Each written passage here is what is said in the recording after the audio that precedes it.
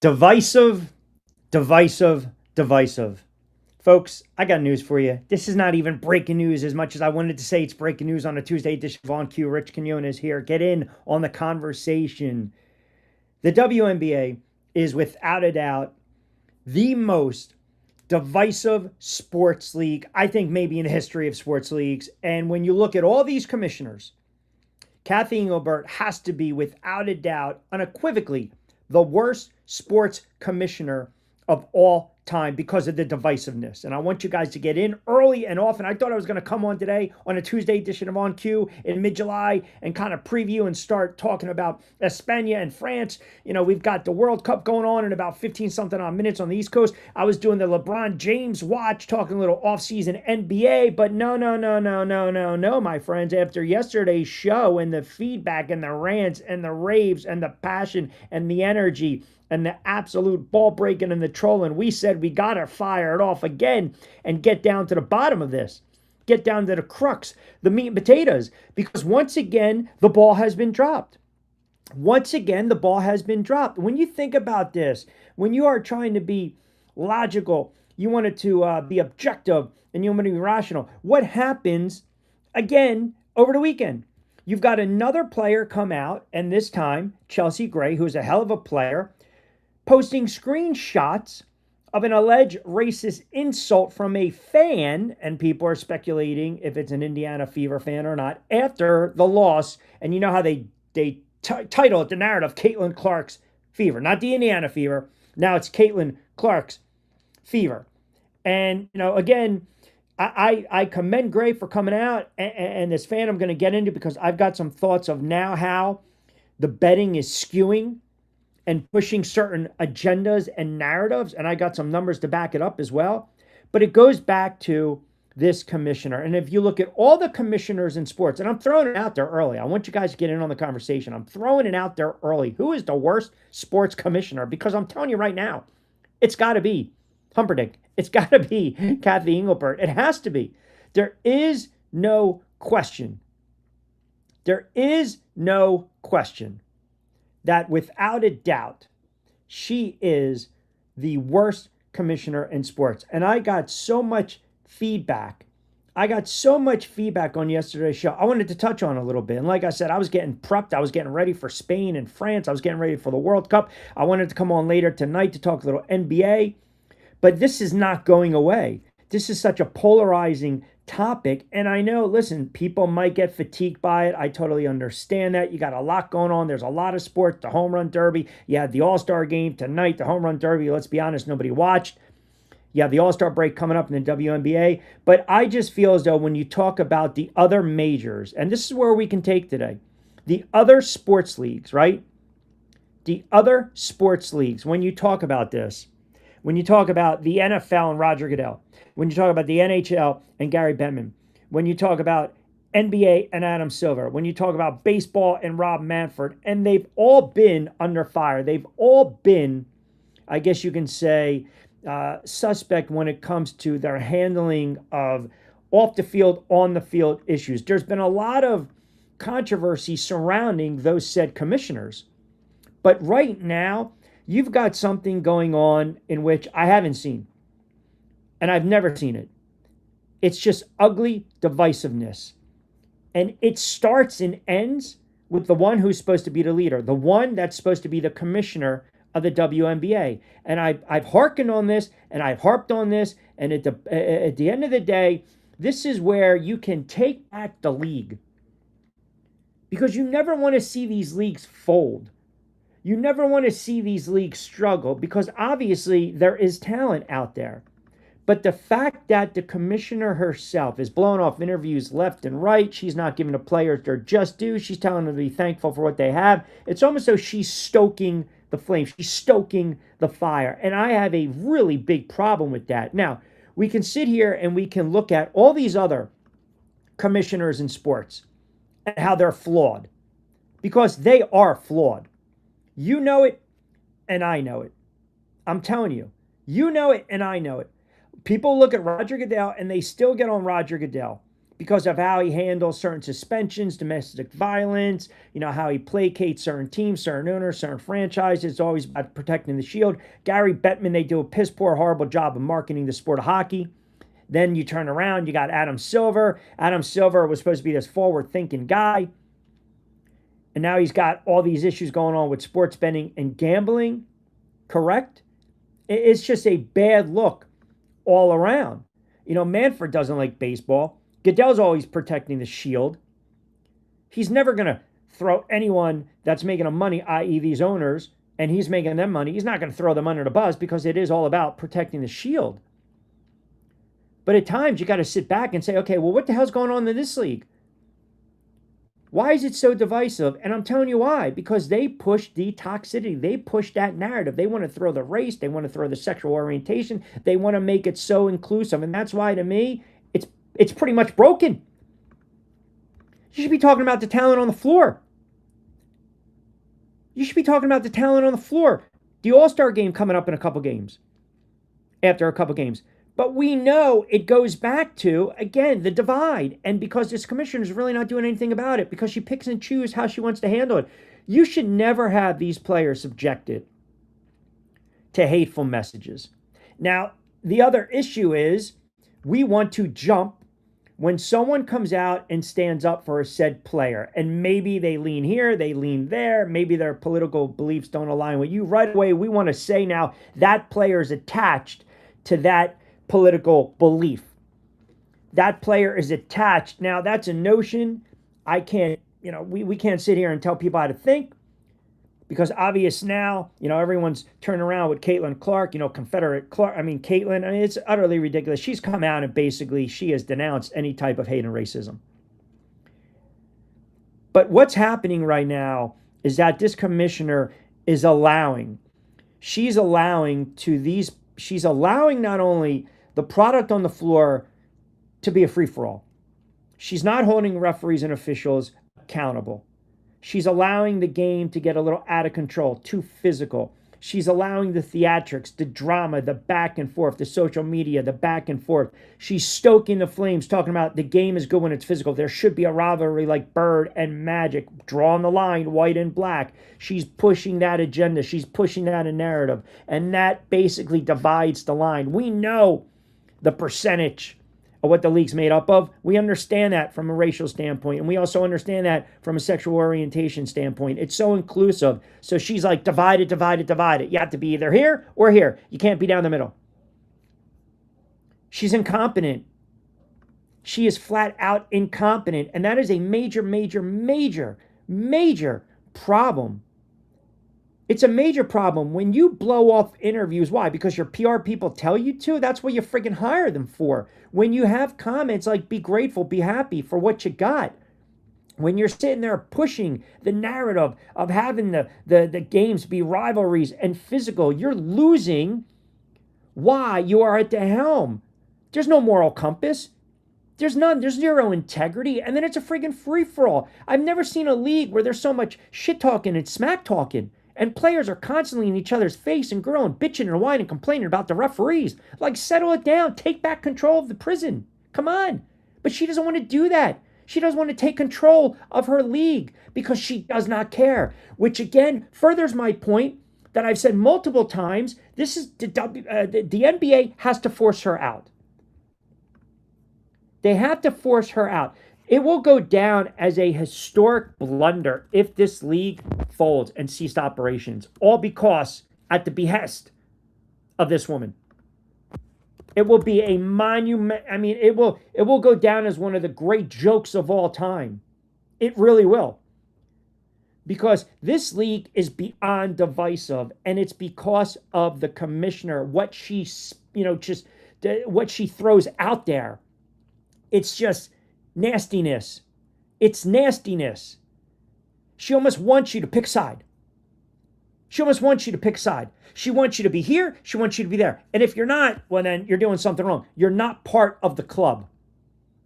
Isn't that inclusion? Isn't that divisive? Doesn't that cause friction? It really does.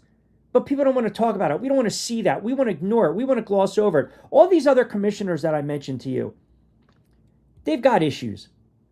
You know it, and I know it. They've got big-time issues, man. Sometimes they do have their heads up their ass. Sometimes they have no idea what they're talking about. Sometimes they don't even care. But a guy like Roger Goodell makes the NFL a substantial amount of money. That's why he gets paid 60-something odd $1 million a year. Adam Silver embraced being in bed with gambling, even though it's come back to bite him in the ass.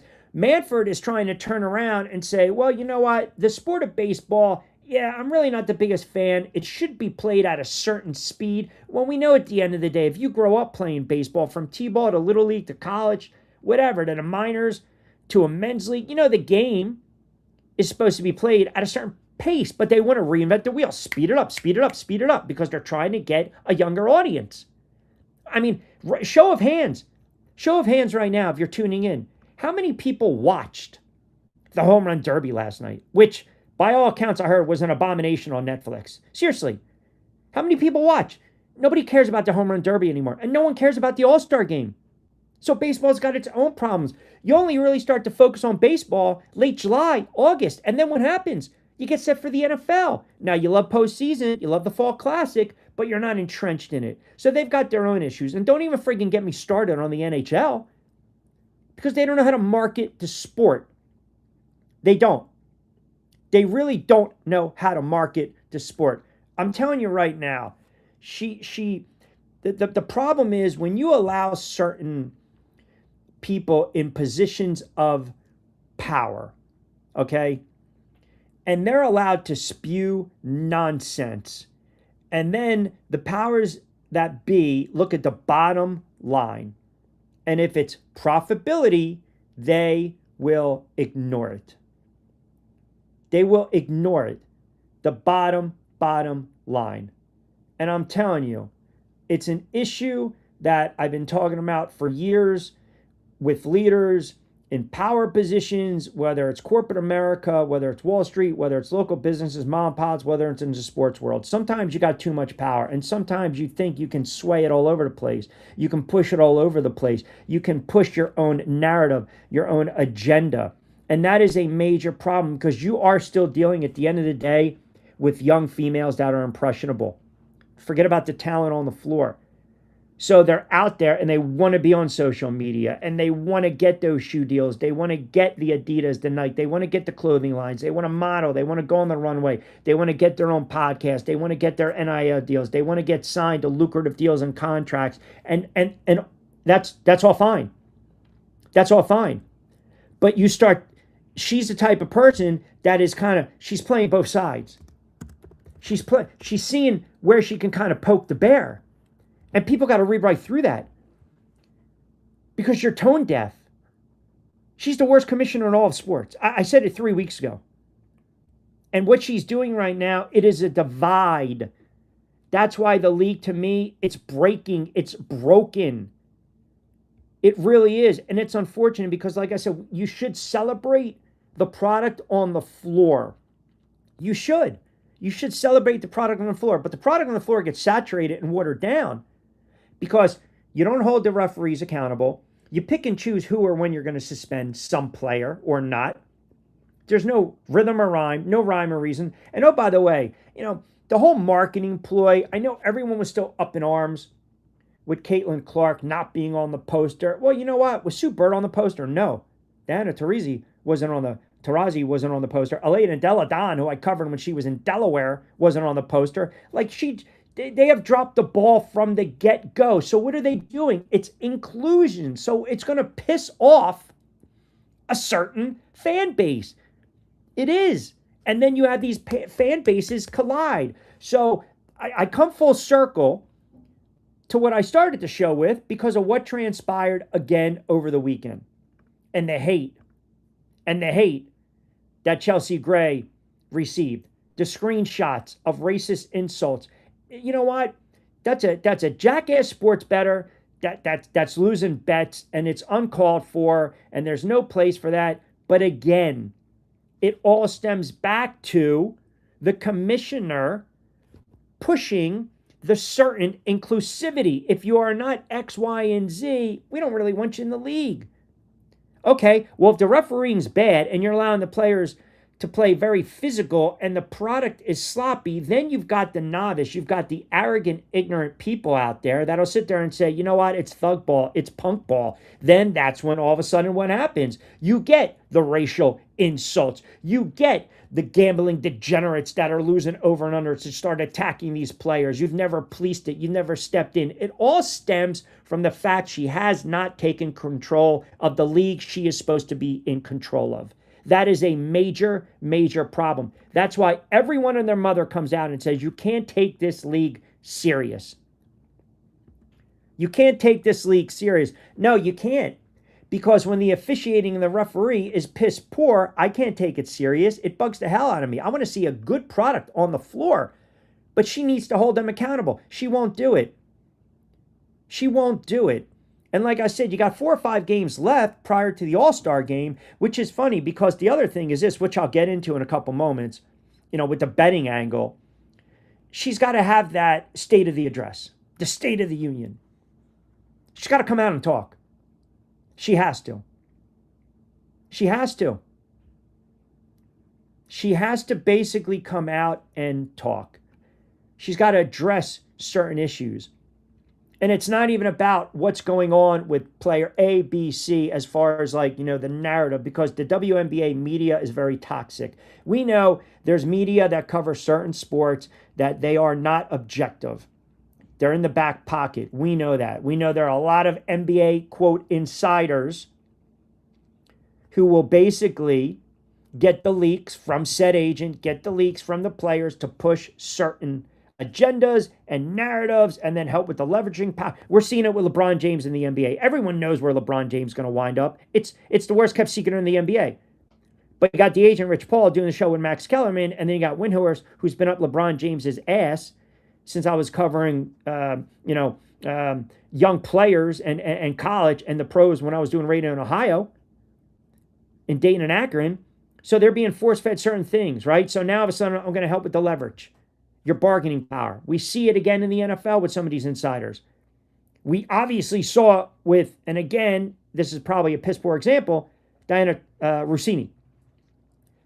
So we know there's bad reporting, bad journalism. We know there's lazy narratives being pushed. And sometimes the WNBA, they're so afraid, the media are so afraid to go against grain. They're so afraid to push back when they really should, because it's their sport that they're covering. It's their livelihood. So you would hope that the commissioners know exactly what they're doing.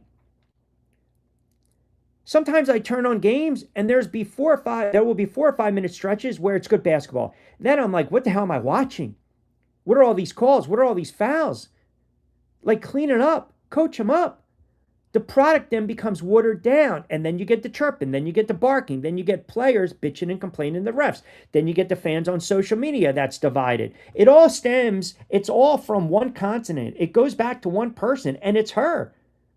Because she has allowed, and I say with respect, the inmates to run the asylum. She has not taken control of the prison. She has not taken control of her league. She doesn't care.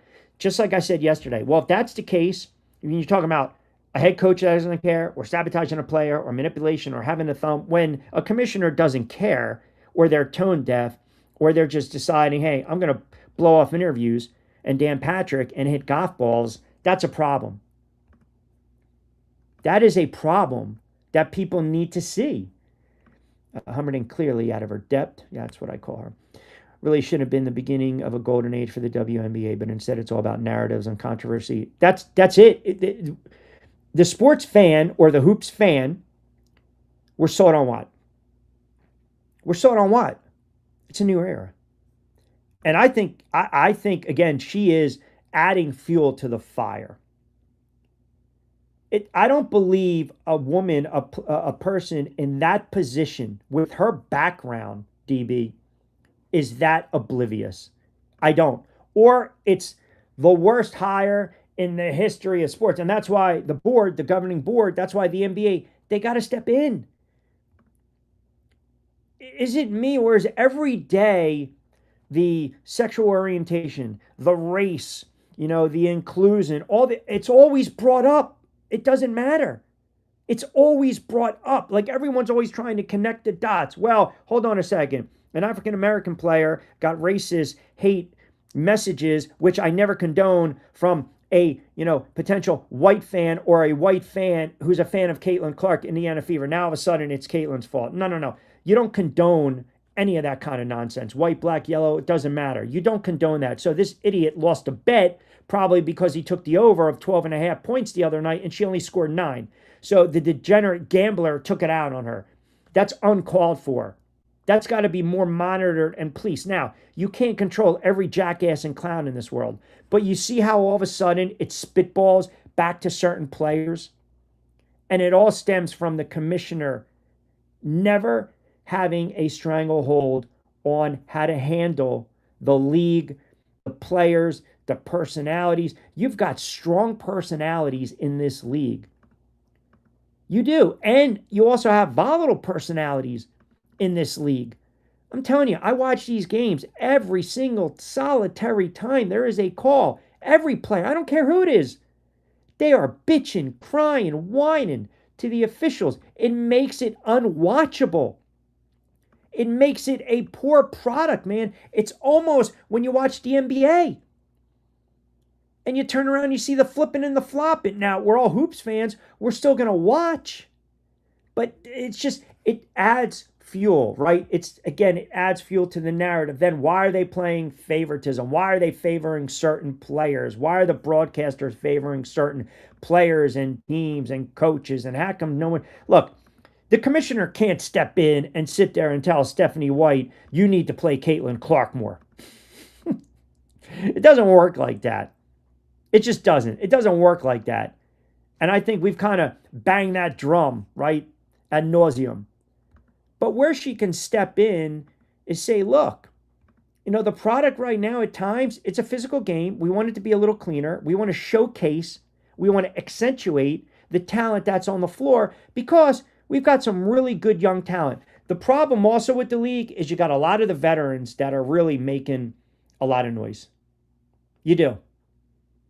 You really do. You've got a lot of the veterans out there that the pettiness, the jealousy, and I think they're also the shit stirrers. They're the shit stirrers because they realize their time in the league's coming to an end.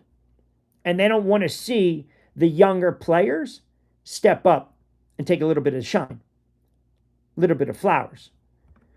Should have been fired 3 years ago. The fact that Silver doesn't step in tells you they are allowing it to happen. It shouldn't.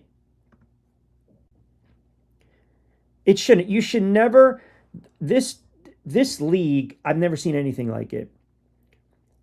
The league, they want a certain player. They want the player to look, act, walk, talk a certain way. And if you don't, there is a prejudice against you. It's just the bottom line. That's the reality. Whether people want to hear it or not, whether it turns people on or off, I'm sorry. We speak the truth. We speak the truth. There's enough to formulate a basis and an opinion on this. And I think we can all agree, hence the word inclusive, hence the word divisive. Right?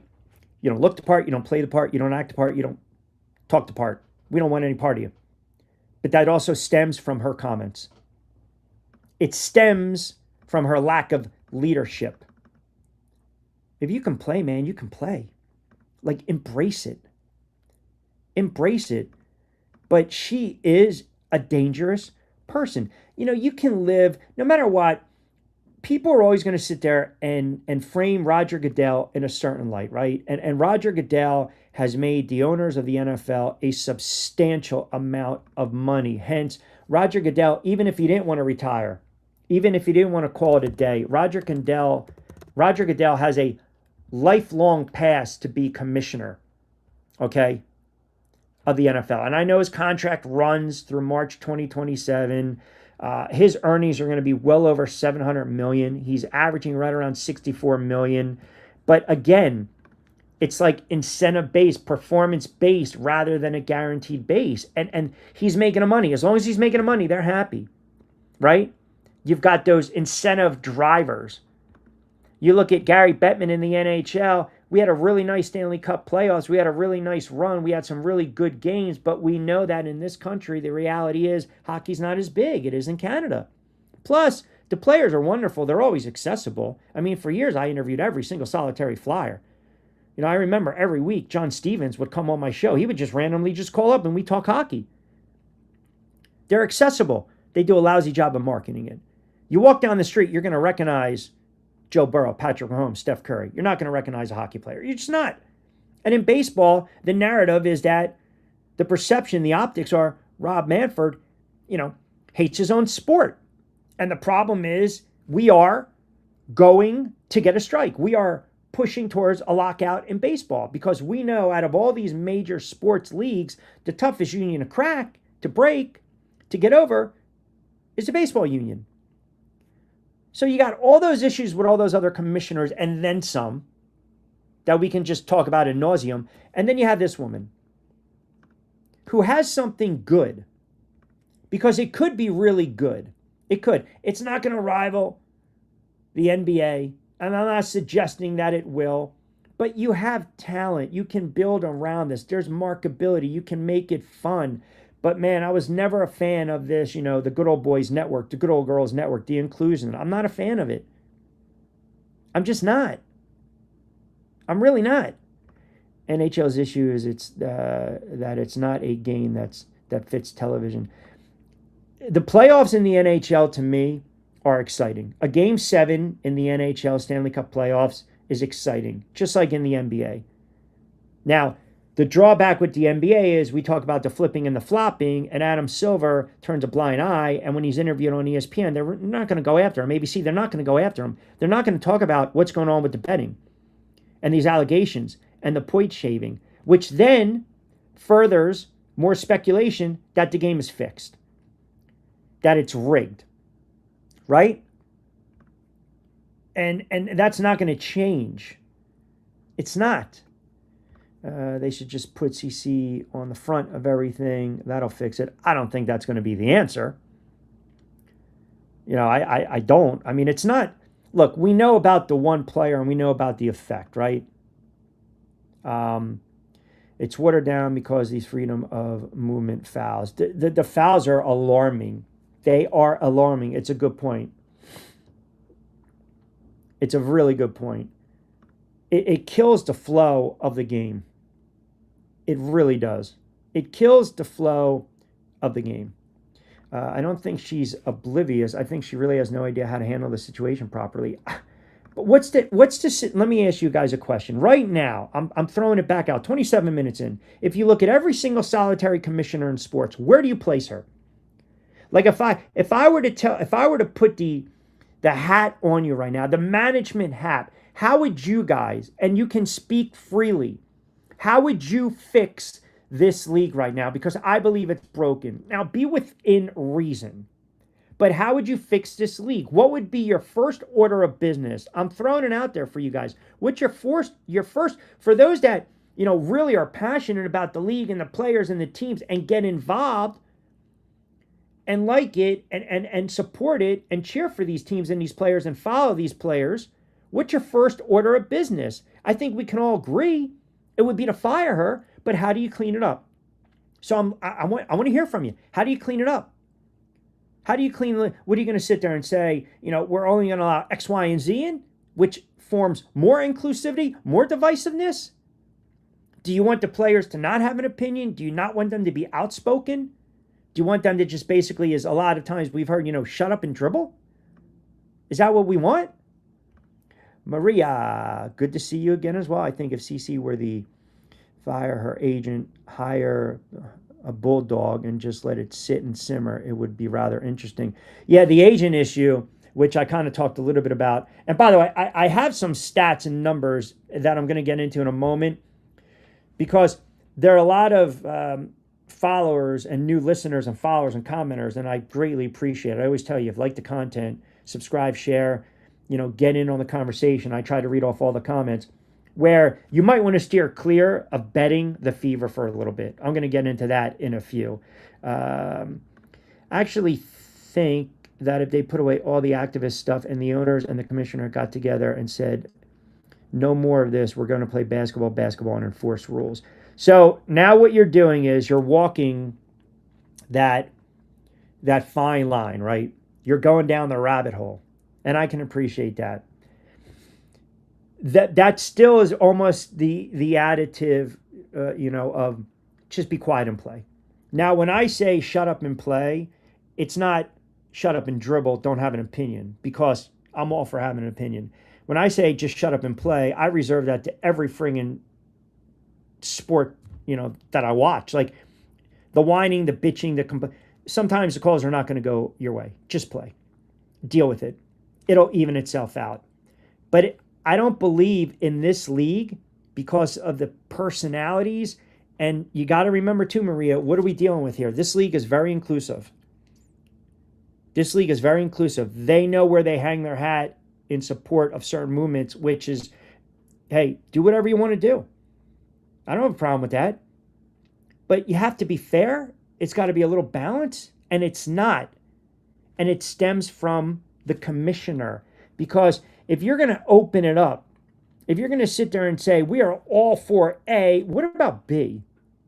If you're going to open it up and sit there and say, man, we are all for the left, what about the right?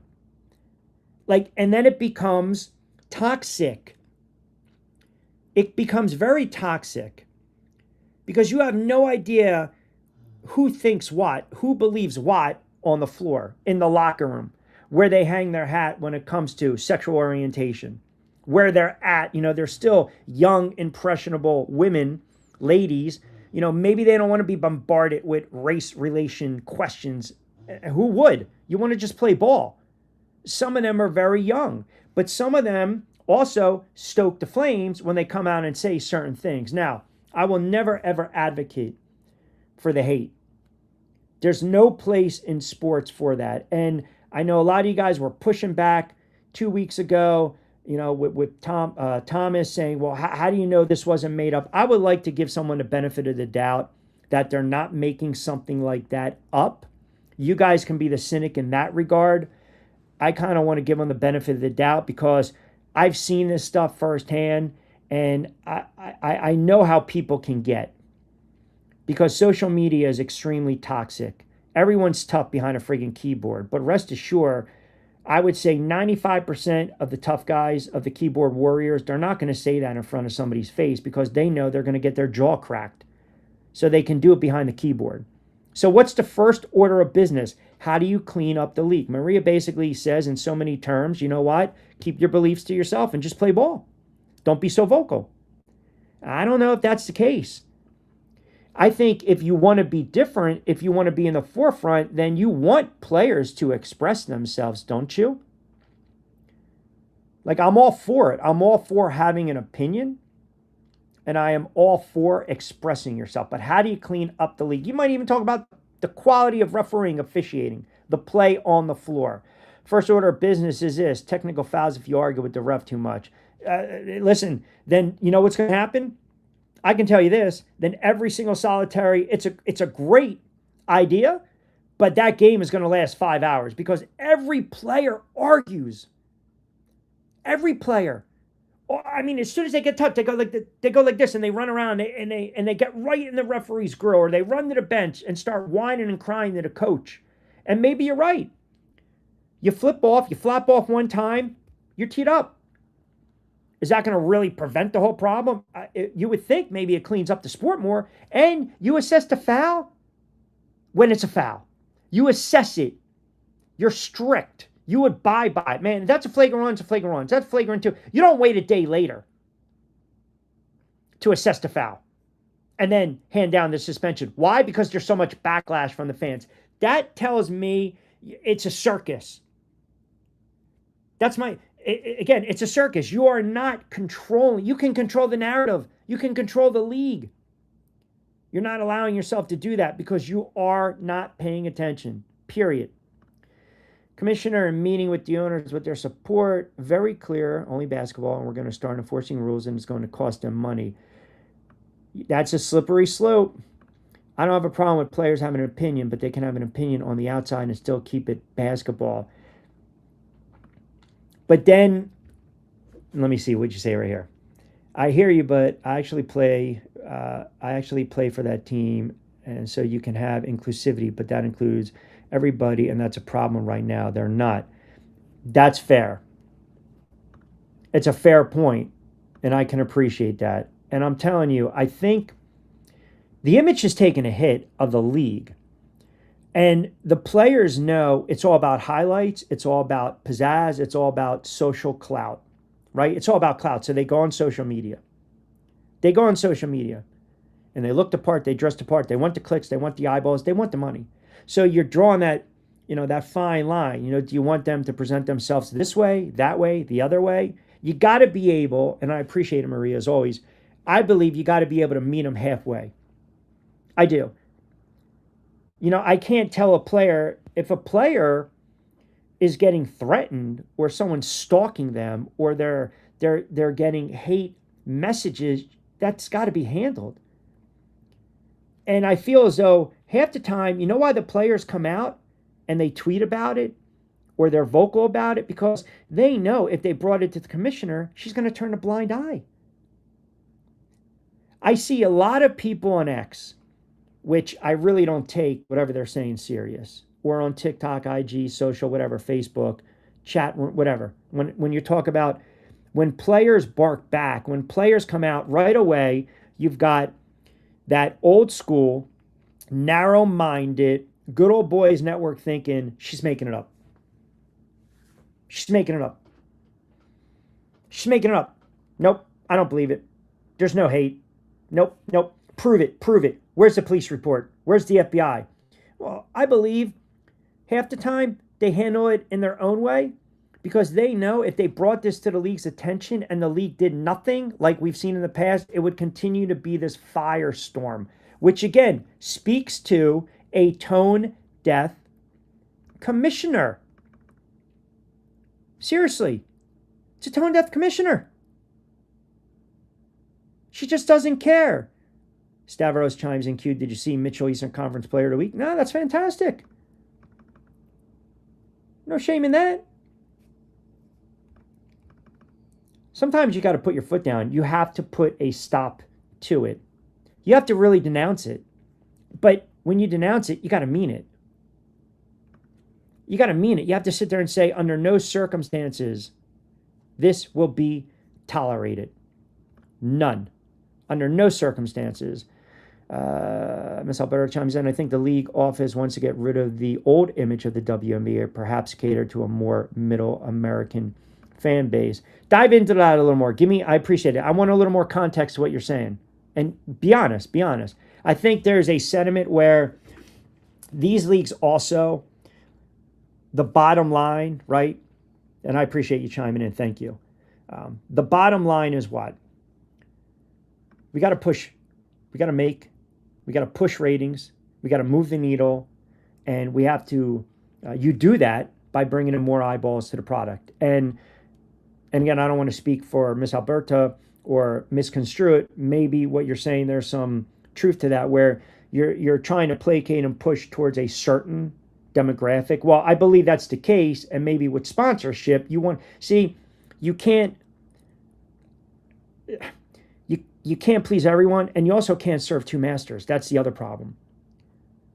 So she has shown you clearly, she being the commissioner of the WNBA, she's ill-equipped. Look, other PRs in these leagues drop the ball. Say what you want about Roger Goodell in the NFL. He's always looking after protecting the shield. You might not like the rhyme or reason behind some of these suspensions or how they handle it or everything else, but you ask any player that's played in the league, and I talk to a lot of them, the first thing, it's all about protect. They know it. But a lot of them don't like how he handles certain things when it comes to off the field. And also, the players will bitch, whine, and complain about shortened bye weeks, longer season, right? But they also understand with that becomes what? More money in their pocket.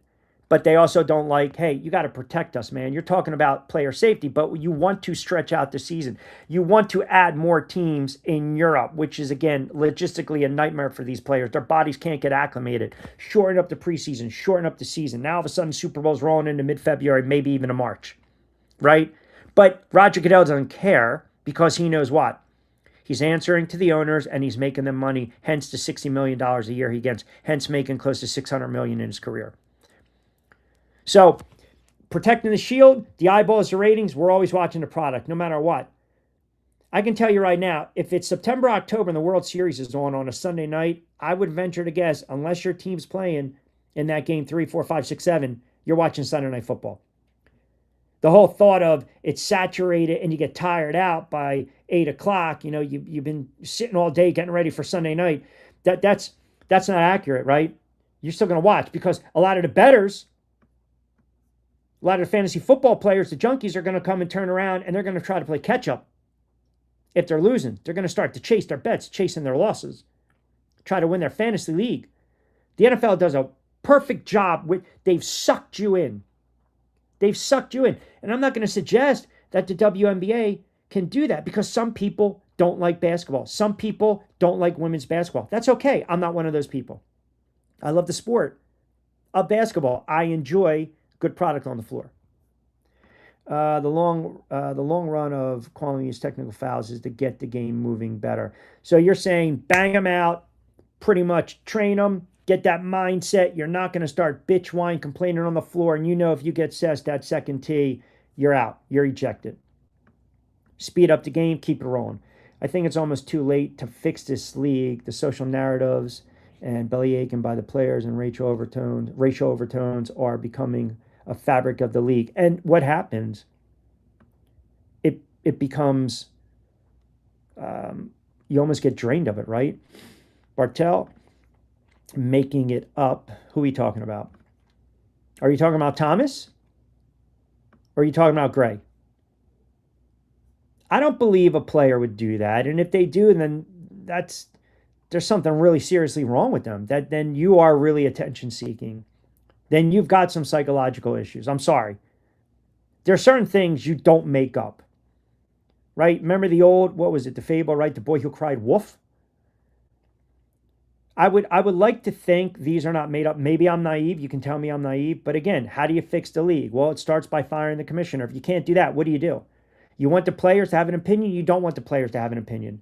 You want the players to be outspoken? You don't want the players to be outspoken. You want the game to be a little more physical, but you don't want to lose the flow of the game. It's a damned if you do, damned if you don't proposition right now. You know it, and I know it.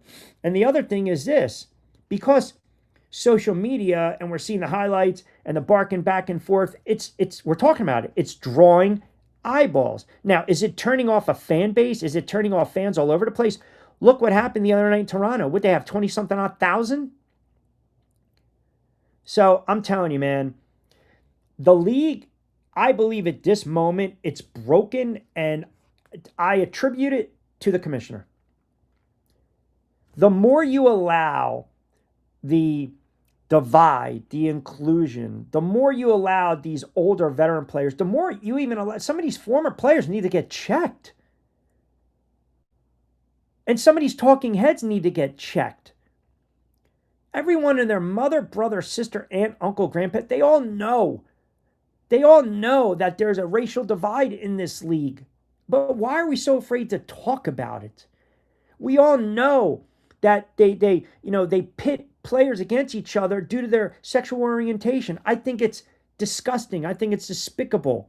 I do. The fact that people would do that to each other. Whatever you want to do outside your sexual orientation, however you live, as long as you're not harming or hurting anyone, go at it. Enjoy yourself, right? I'm not going to sit here and get on you. White, black, yellow, green, blue, purple. I'm not going to sit here and go on social because an African-American, a black player, it was a dirty, nasty foul. All of a sudden that deems that player a punk or a thug, or I'm going to sit there and say, Caitlin Clark flipping and flopping, a white player, there you go. She's so entitled. I'm not going to do that. That's it's just lazy stuff. It's lazy. It's clickbait crap. But there's an issue when it comes to how this league is viewed, the optics and perception of the league, because these players push back. You know it and I know it. Everyone talks about it, but they don't want to talk about it. It's like the little dirty secret. The commissioner had an opportunity to come out on Dan Patrick's show, to come out and answer questions that we all want answers to. And I told you this. Dan's not going to turn around and be that, I gotcha. Just be honest and forthright. Yes, unfortunately, there's a divide. There's inclusion. We're trying to fix that. We're trying to remedy that. We want players to respect each other, right? We don't care creed, sexual orientation, what you believe, we don't care. Just play the game of basketball. You can have an opinion, you can be outspoken. We're all for it. But let's get back to playing the game of basketball, because that's how you draw eyeballs. That's how you generate revenue. Sponsors, they're going to spend their dollars and they're going to try to make sense of it, but they're not going to piss away their money and sponsor these broadcasts or run commercials or 30 or 60s when they're sitting there watching a piss poor product. It's one of the reasons that everyone got pissed off when Caitlin Clark came in the league, because right away, straight white, gravitate, she can ball. Here we go. That's where we want to put the money in. That is a fact that people do not want to admit. They're afraid to admit it. It's like taboo. It all stems back to the commissioner. It really does. And now you're getting these rumors out there of point shaving, which is funny because I wanted to pull this up. And I'm going to get to the comments as well, Tuesday edition on Q. I thought, listen, I wanted to come on. I wanted to talk the World Cup. I got Spain playing right now. I got a monitor in front of me because, you know, my Spaniards are playing. I mean, I got to focus on that. They're up 1-0 over France. I know you guys are chiming in on X. Thank you very much. I know what's going on. I know what's going on. I want to get a LeBron watch, right? A little NFL later on the week. But this is pretty interesting. So that goofy idiot gambler, degenerate, this is why a lot of you guys didn't know, because I do host Back Your Play, which is a gambling show. The league, you got to watch right now. You've got, I think I pulled it up, 3 or 4 games before the All-Star break for Indiana. Wednesday at Golden State, Friday at Seattle, Saturday in New York, Wednesday at Connecticut. Now, we know the trade deadline. We got in that ad nauseum. You got the All-Star break coming up. So this stems back to the gambler that decided, hey, man, I'm going to go with Gray's total. It was 9.5. Obviously, what happened? She hit the 12. He wanted the under. Okay, no problem. Fine. Where the point shaving conspiracy theory starts to come up and how it affects the gambling and the betting line, I would suggest you steer clear for a couple games on the Indiana Fever, especially Caitlin Clark's player props. They won 4, 5, 5 of 7. But it's interesting because if you go back to the game she played against those teams, she scored 18 against Golden State, 26 minutes. She scored 24 and 32 minutes against Golden State twice. She scored 21 points, 24 minutes against Seattle. She scored 10 points, 34 minutes against New York. She scored 25 points in 36 minutes against against Connecticut, who they play next week before the All-Star break. The reason I bring all that up, because the minutes restriction, right, it falls in line with the betting line, which then, once again, the optics, the narrative, if you're a bettor, if you're a sports gambler, you shouldn't even be touching these games because you have no idea, in this case, Caitlin Clark, her props, her scoring props, because of how the head coach is handling the lineups, the shuffling of the lineups, and the minutes restriction. That would scare me. So I'm just going to flash this up for a second, like 10 to 15 seconds. I'm not going to say anything. I'm just going to flash this graphic up. This is, again, the player props, and it kind of gives you an idea. She's averaging over the last 5 to 6 games 22.5 minutes, and I'm going to tell you why this is important and why it goes back to the betting, the vile, the nasty DMs, and why it ultimately comes back to the commissioner. So I'm just going to flash this up for about 10 seconds.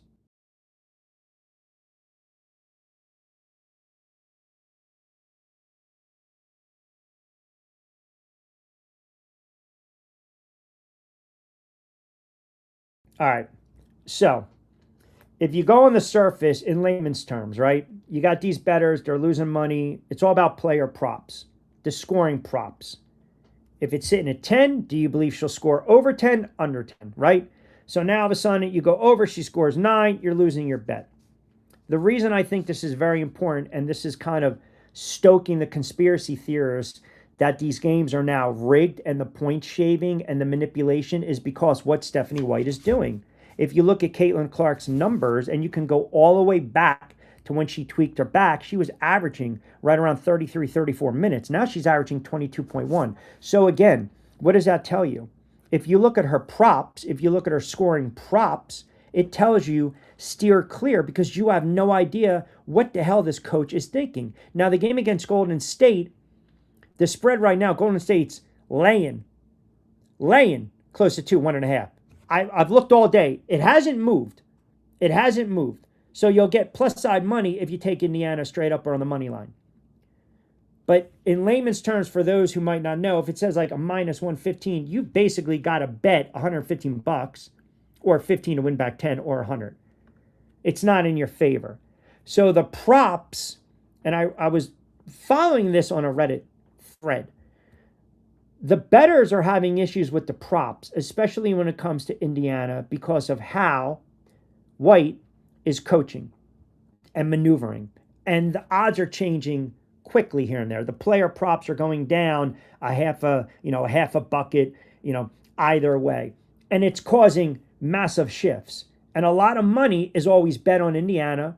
It's always bet on the over because they give up a lot of points. Remember that stretch they had over 100 points, I think 5 or 6 straight games. And also Caitlin Clark's player props. Also Mitchell to some extent. So this is why I caution you. Steer clear over the next couple of days because you have no idea the rhythm, rhyme, or reason that this coach is going to do. You just don't. You have absolutely no idea. 20 minutes, 15 minutes, 18 minutes, 13 minutes. So you can't sit there and if you're going to get pissed off and hate the world because you're thinking Caitlin Clark's going to have 25 points and she's playing 12 minutes, that's on you. But again, it goes back now. Now follow me. We're coming full circle. How these games are officiated and how they're putting said certain players in position. Caitlin Clark, the way she's defended, she picks up a lot of ticky-tack fouls. She has a penchant to get into foul trouble early, which means what? She's off the floor, she's pulled, which means what? The likelihood, the chances of her being back on the floor and knocking down 3 or 4, 4 or 5, hitting that 18 and over are slim. It's like this vicious conspiracy theory cycle. But it also stems back, once again, to the commissioner, okay, to her stance on sports betting, her stance on, sports betting within the league.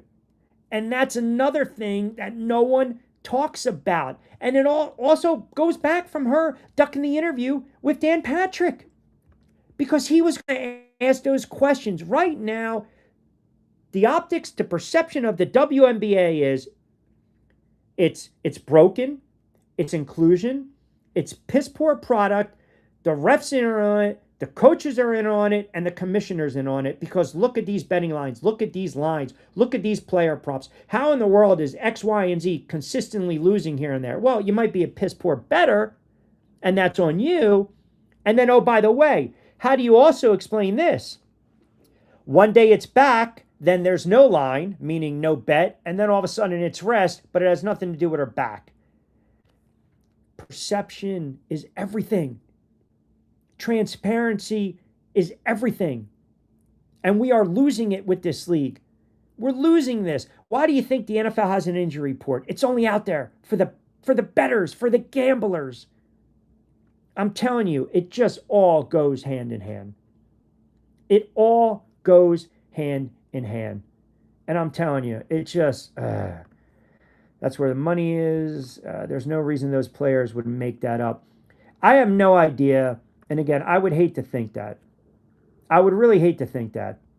I don't believe they are. I don't believe they're just going out of their way, making up claims that they are being discriminated against.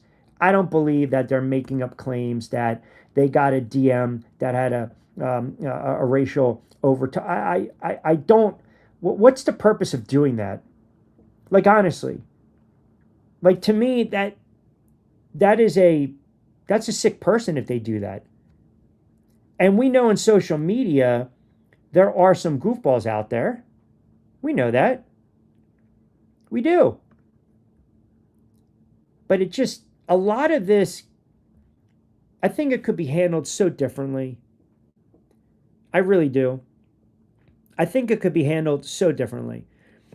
I think if the NBA stepped in and they got rid of her, and they hired someone within the NBA and a marketing and branding expert, and someone, even maybe a much better former player that has a lot of clout and credibility, and that's well respected, and is not going to tolerate it. But then you'll get into the black or white issue. Like if they hire another white commissioner, someone's going to scream, well, you know what? You should have hired an African American, right? Then you turn around the other way. And well, if you hire an African American, well, why don't you go this route? Why don't you hire someone who's Latino or Asian? It's like, it's a no-win situation. It's a no-win situation, but they should have never hired her in the first place. Bobby D chimes in, yes, Bobby, I saw the penalty on Spain. I have an eye on what's going on. I told you, I wanted to come on, talk a little World Cup, LeBron watch, and then I started to go back in all the comments yesterday. All the comments. Money is in middle income America. You know what else I think too, Kevin?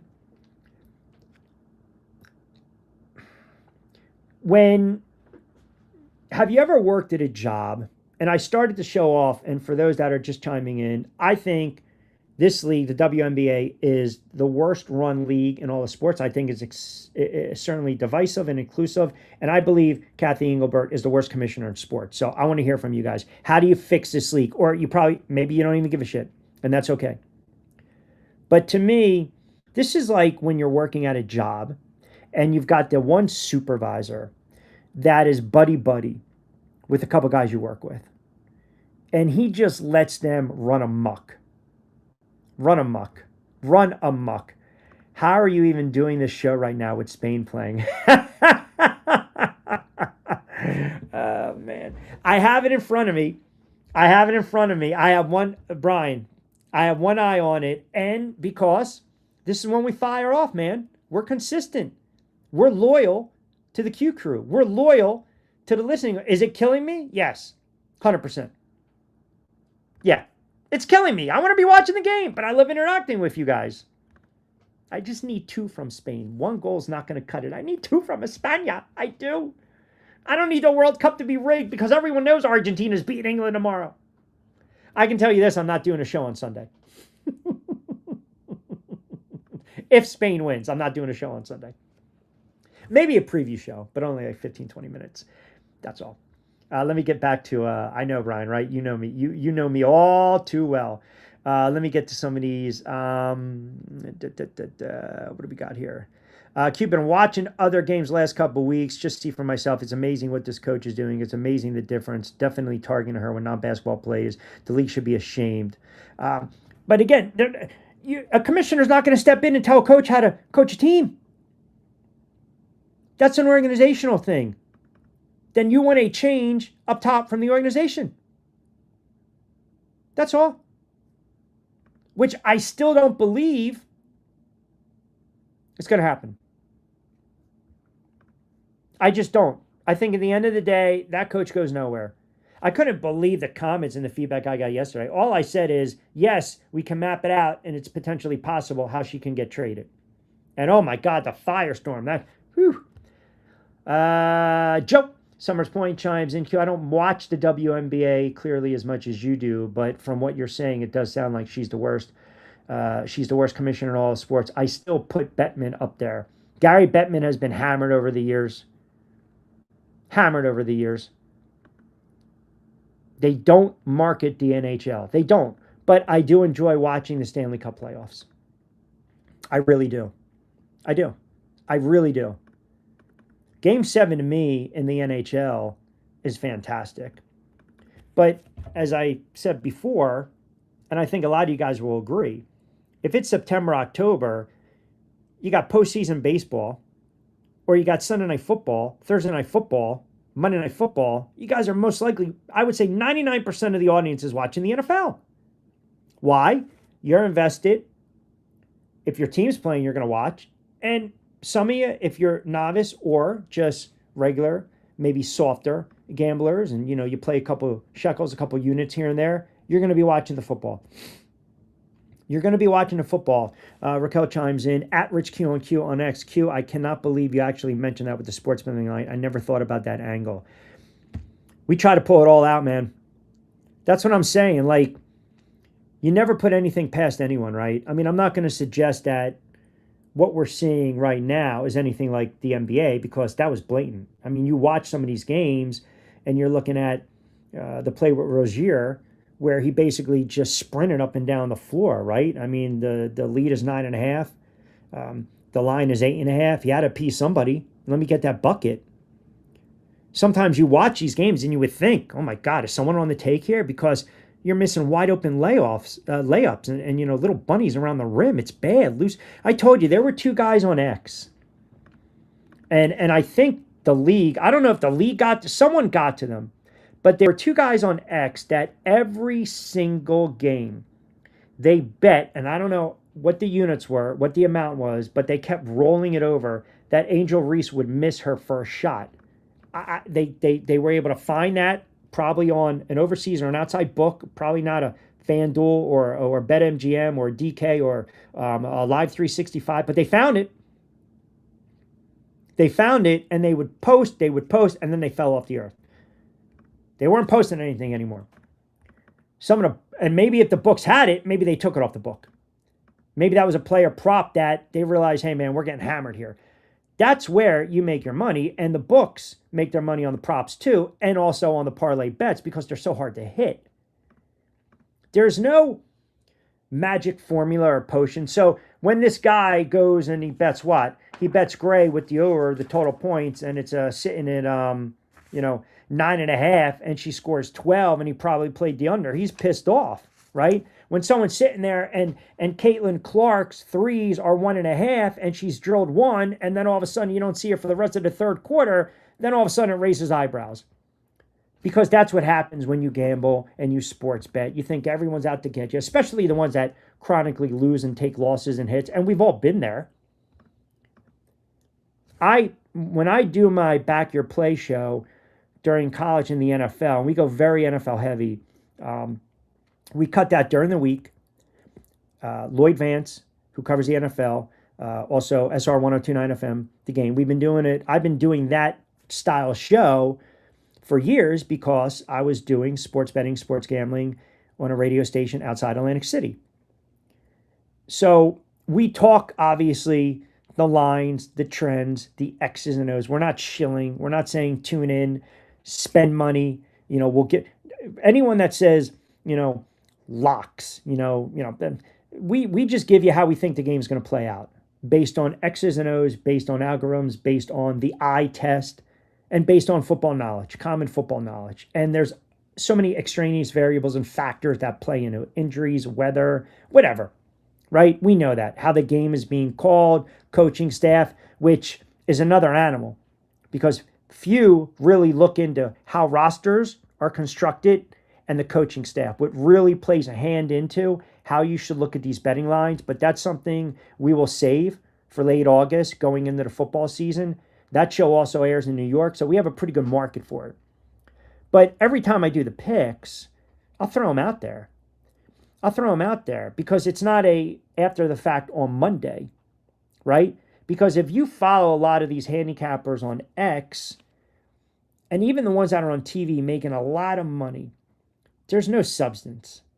There really isn't. Oh, well, you know what? The Fever, they're 6-5 in their last 11 at home ATS, against the spread. Oh, man, Clark's back is good. She's going to light up this Connecticut squad. She had 35 against them. She's at least going to chuck up 5 threes.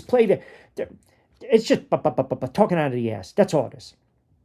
And when they're wrong, they don't want to be called out. They don't want to be checked. They'll block you. They don't want to have anything. I post. I tell you, this is who I like. This is who I think. And then on a Monday, hence Man Up Monday, we call each other out. And I've gotten called out a lot on a Man Up Monday for my picks. But I'm telling you, the sports betting is not the best thing in this regard for the WNBA. It's not, especially the way the game's officiated, because it's a shitty, shitty product. And a lot of people believe it's killed sports. But every athlete, and this is by the way, don't take this, misconstrue it, because I don't condone a racial insult. And I I don't, I don't like that the Chelsea Grays of the world, any player has to deal with that. But athletes get that.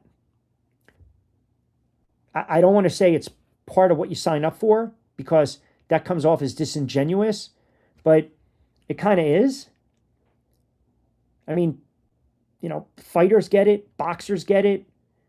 How many depth threats, how much money with Conor McGregor the other day? Everyone's sitting there saying, well, there was a large bet right before that fight went off, and now all of a sudden people are trying to connect the dots. Where'd it come from? Whose camp?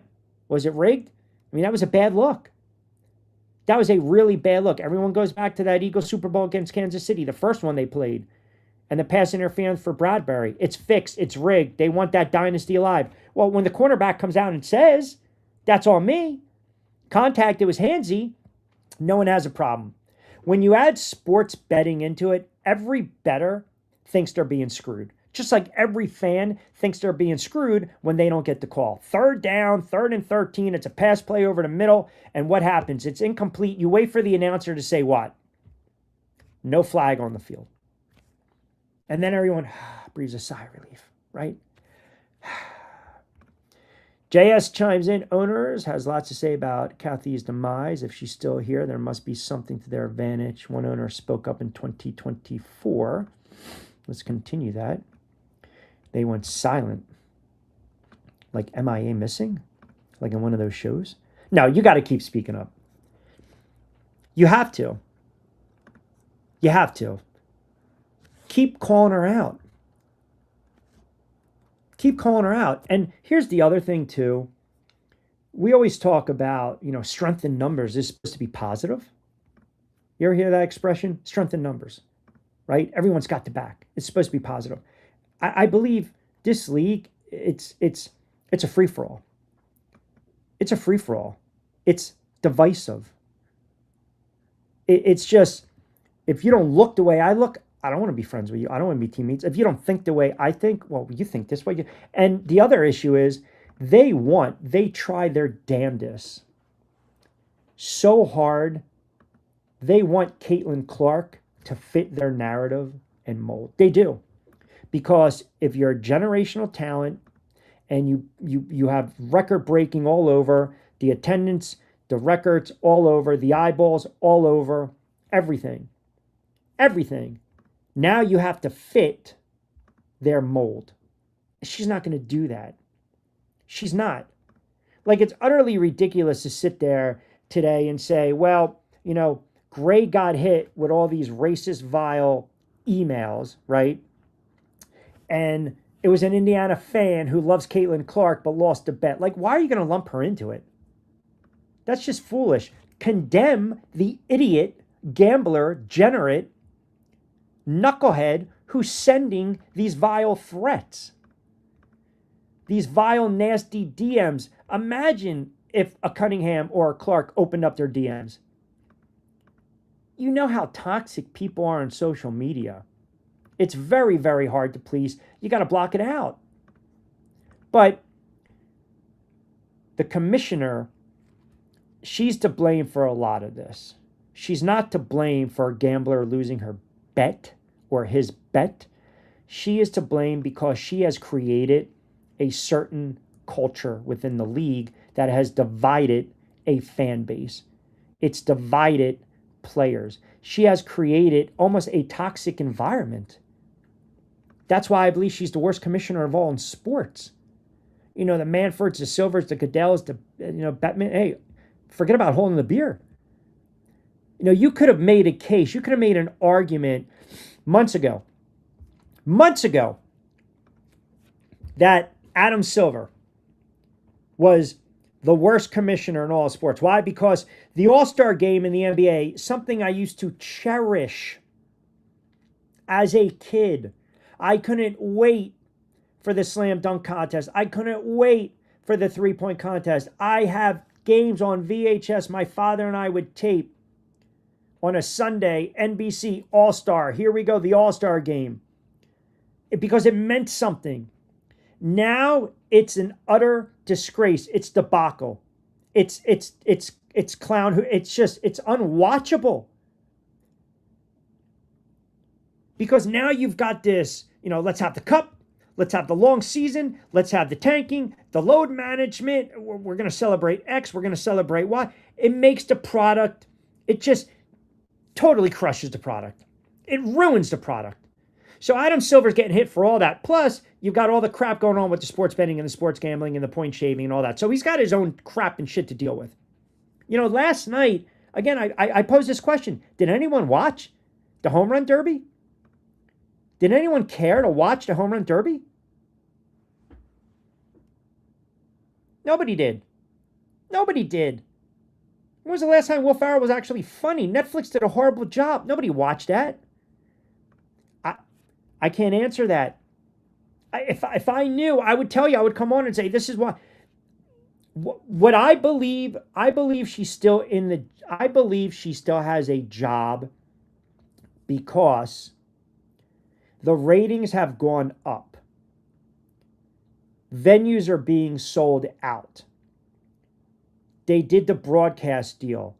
The CBA went up. Now, I also told you a while back, and if you're new to the show, I'll quickly repeat it, that a lot of that has to do with Caitlin Clark, right? The Caitlin Clark effect, especially on attendance. When it's up 50%, when you've got to have bigger arenas and it's impacting stadium capacity and you're dominating on the road and you look, Ion, USA, ESPN, ABC, Indiana, you got to admit it's real.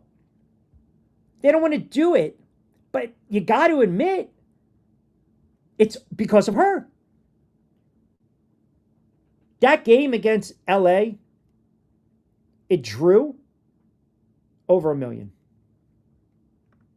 That's fantastic for a 9 o'clock start on the East Coast. And despite the fact that she's limited in her return. That's another reason that I think the front office and the head coach is using her. But again, that's a story for another day. That's on demand. If you flip through my channel and subscribe right now, you'll see that. So as much as in one breath, you can sit there and say, well, hold on a second, Q.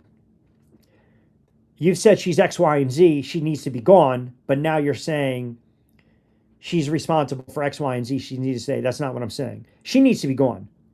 But the powers that be, I don't think Adam Silver is really kind of looking around, or the boards are kind of looking around saying, yeah, we're going to keep her in office, or you know what, maybe we should get rid of her because of all these problems. No, they're also looking at the bottom line. Revenue's up. I saw this. I pulled something up today. What was it?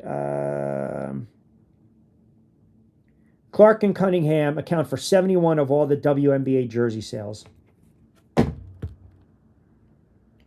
So Englebert can sit there and say, hey, that's my league. Those are my players. Those are the faces of the league, the faces of that franchise, along with Mitchell.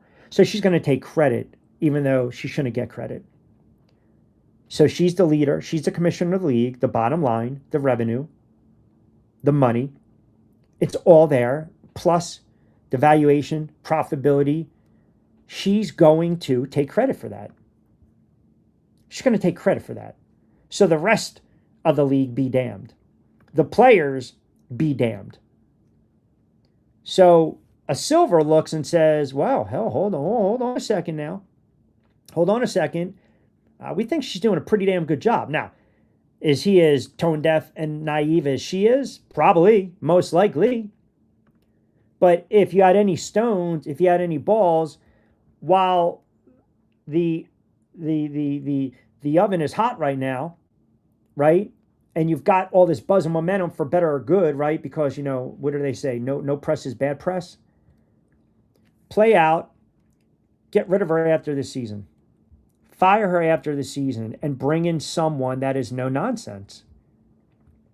That, doesn't look at black, white, left, right, north, south.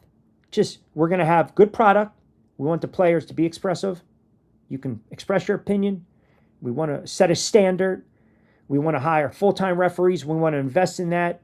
We want them to know what the hell they're doing, but we're not going to tolerate boom, boom, and boom. No more. And then let the product on the floor speak for itself.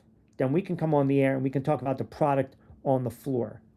Because this goes back, September 2025, they were talking about getting rid of her. So I don't know. Does she have pictures of someone? I don't know.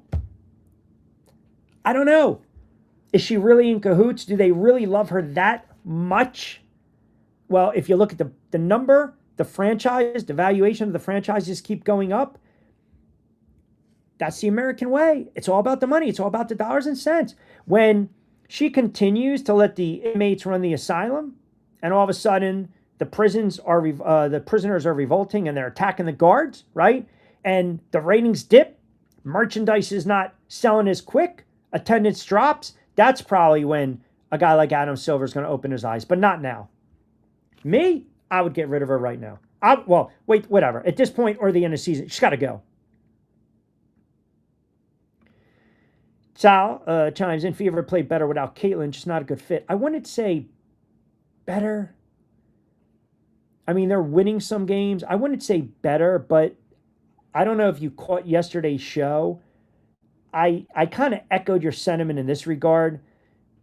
There's no fit for Caitlin Clark on this team. That's one of the reasons I posed the trade, which really got a lot of people bent out of shape. Because if they can't allow Mitchell to walk, they can't allow Cunningham to walk. So I gave you a couple scenarios, and a couple of commenters brought back some really good scenarios in return. It can be done. I laid it out. Will it be done? I don't think so. Should it be done? I believe so.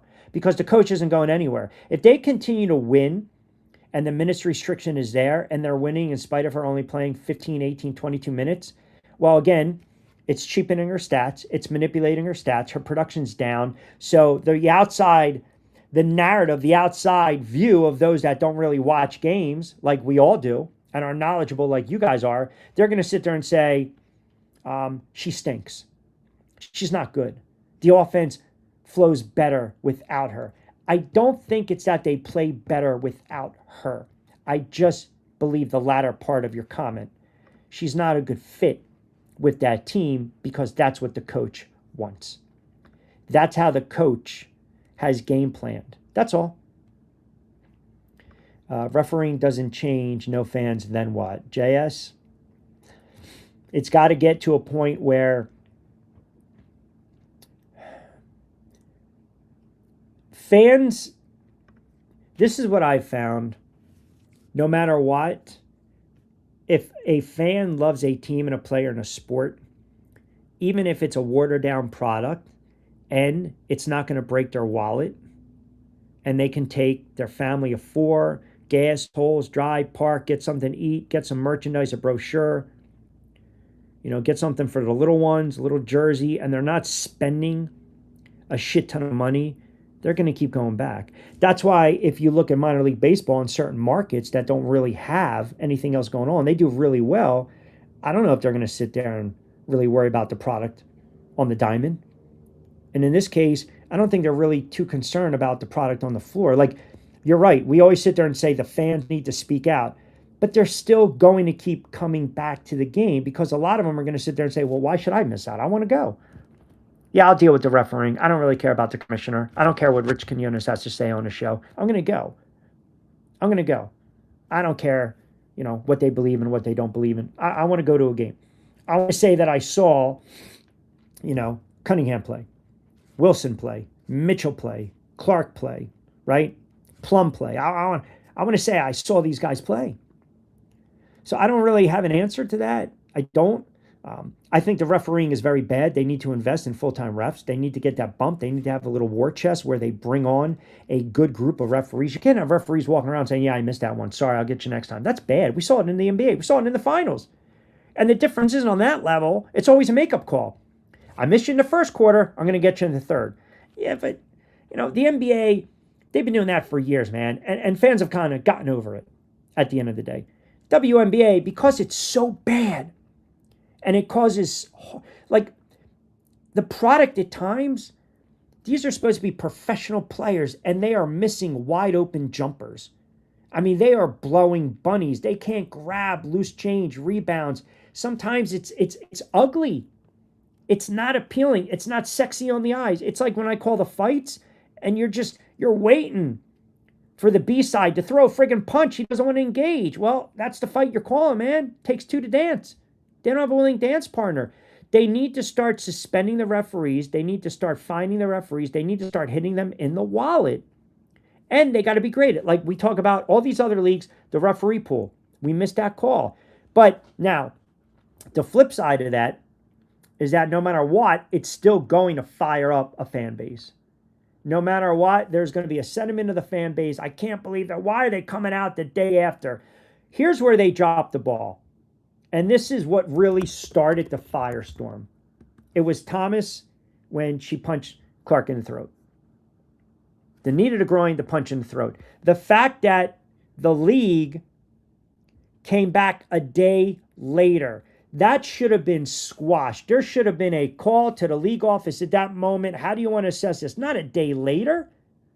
Then, what added more fuel to the fire, the raging fire, was when the commissioner comes out, condones death threats, which she should have, that were allegedly made to Thomas, but yet left Caitlin Clark out on an island. It's only then after there was more fan pushback, a piss poor spin by the PR team, where she had to double up and come back and move the goalpost back and say, well, we got to protect our players. No, again, you're only saying it because the face of the league came out and said, I don't condone the threats, I don't condone racism, but we also need better refs and we can't be as physical. There's no place in the league for that.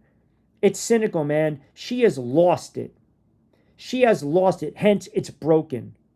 So you play it out this season, and you get rid of her. You send her on her merry way. You send her on her merry way. You have to make a change at the top because the league has taken such a hit from a PR standpoint. It's been bad.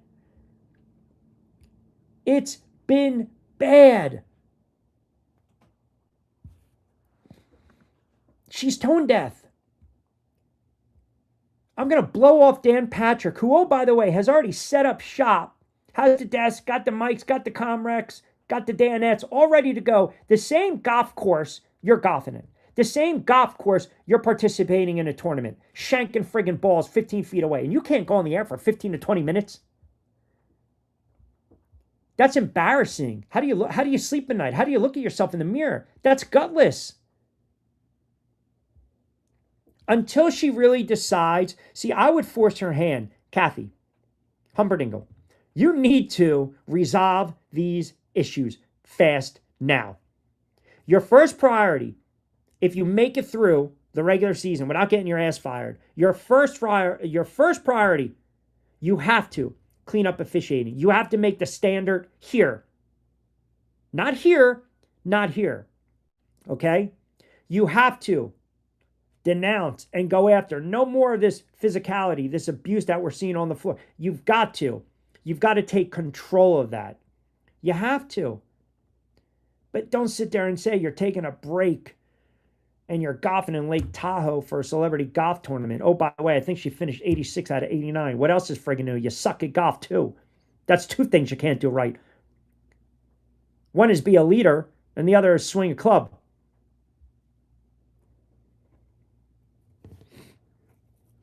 Just provide answers. That's all. Is that so hard? Just provide answers. Answer questions. Because the league, it's not about you. It's about the players and the fans. And without the players, you don't have fans. And without fans, you don't have a league. It's just something to think about.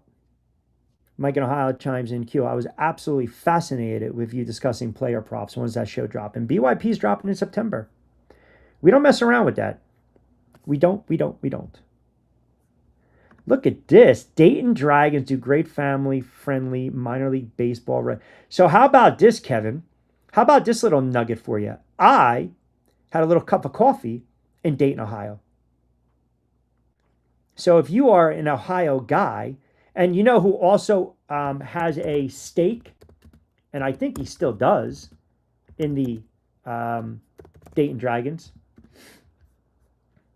Doesn't Magic Johnson, right? I don't know. I don't know if he sold it, but I remember when I did radio, maybe he did. But yeah, sure. Dayton Flyers, man. And here's the other irony. Little nugget for you, Kevin. So the station I worked at, that's where Dan Patrick cut his teeth. News Talk 1290 WHIO. I lived in a little town called Kettering, Ohio, and it snowed in September. And that's when I knew Ohio was not for me.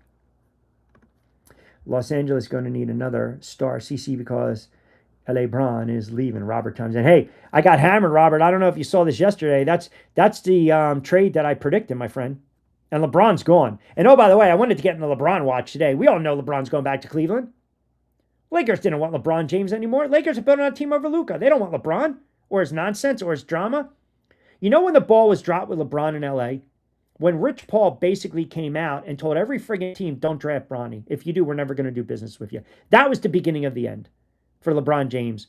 I would probably say prior to that, but that kind of just basically solidified you're pretty much done soon with the Lakers. They didn't want LeBron anymore. It just makes sense he goes back to Cleveland, right? Because he's going to have the documentary, and here we go. You come full circle one more time. And I actually wanted to talk NBA and LeBron today, but we had such unbelievable feedback from yesterday's show, and I wanted to just give my thoughts on how piss poor of a commissioner she was. So again, I started to show off by saying this. Is she the worst commissioner at all in sports? Like if you were to rank them right now, I think she's right there. No argument. She has created the most divisive league in all sport. She really has.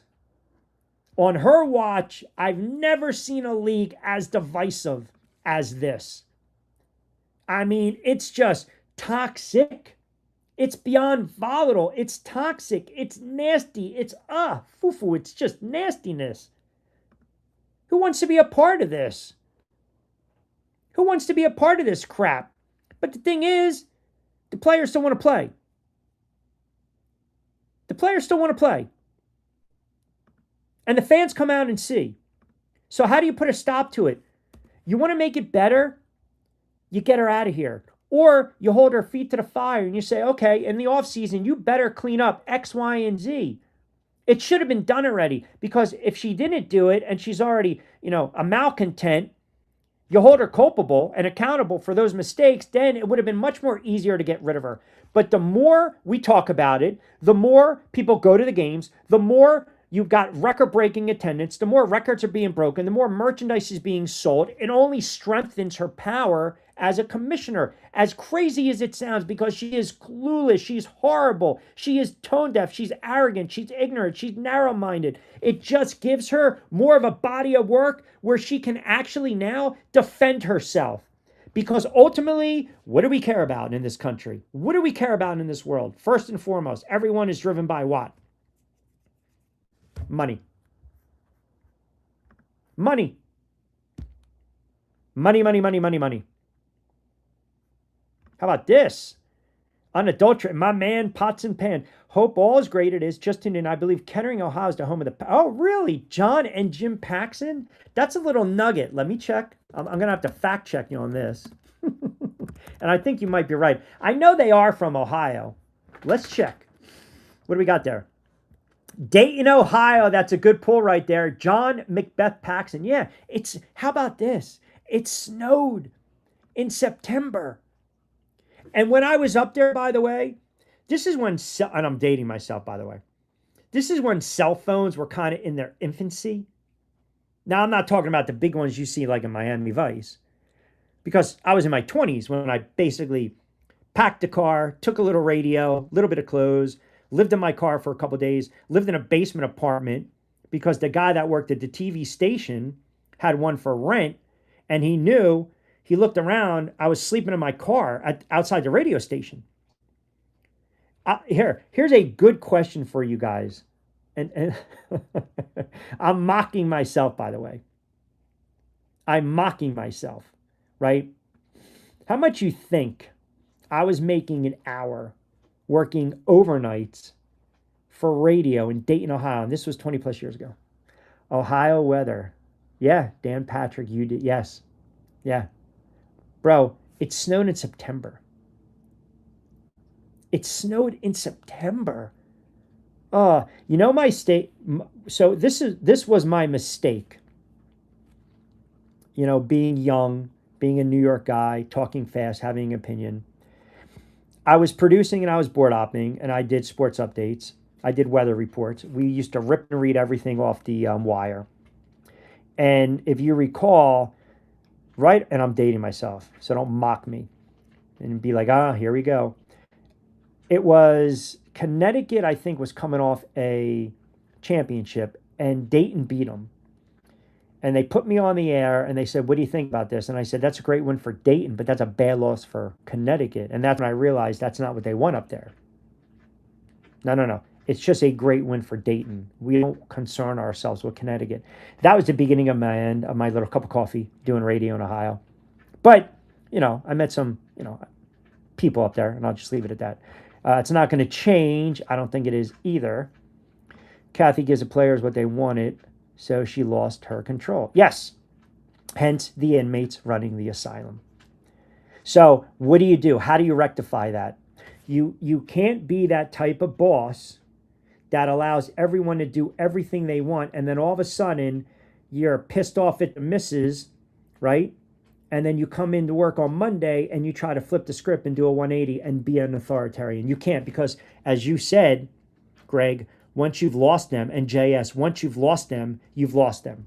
That is a problem. Inmates running the asylum. There's no rhyme or reason. She's not holding the players accountable. She's not holding the referees accountable. She's not even holding some of the the journalists that cover the league that are so one-sided and slanted and there. She fuels. When you got a David Dennis up there on the rat ship and you got some people up there talking about X, Y, and Z, all it does is fuel the masses. She stokes those flames. She does. She will showcase the arrogance in front of Congress, deny anything going on, and spare us a lot of BS. You know what? I don't believe at all.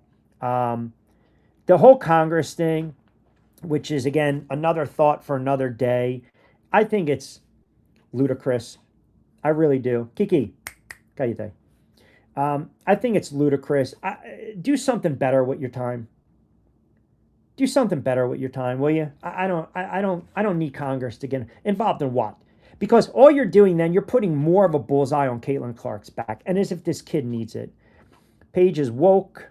I wouldn't say POS. Reese plays victim, better than basketball. Both are a disgrace. You're entitled to your opinion, and I know where you're going with Paige. She made her comments. I don't have a problem with that. Like, I think some of these players get a bad rap. Now, I know Paige turned around and she came out and she bemoaned the WNBA lack of black women as head coaches, and it did spark a debate. And a lot of people are coming out saying, well, wait a second. Why does a 24-year-old have an opinion? Hold on a second. If you're going to put the microphone and cameras in front of Caitlin Clark's face and have her denounce hate, violence, racism, sexism, then Paige Buckets, she's 24. She's entitled to have her opinion. You can debate it. You can go after her. You can criticize her. There's a lack of coaching disparity in a lot of leagues, right? So I know sometimes how people think. I do. And I know because you see both sides of the coin and the street smarts come into play. So I know where some of the comments are already going to come in. And I told you, what we do on the show, you guys are entitled to your comment, as long as it's not something of aggression, ignorance, or hatred. But I wouldn't call them,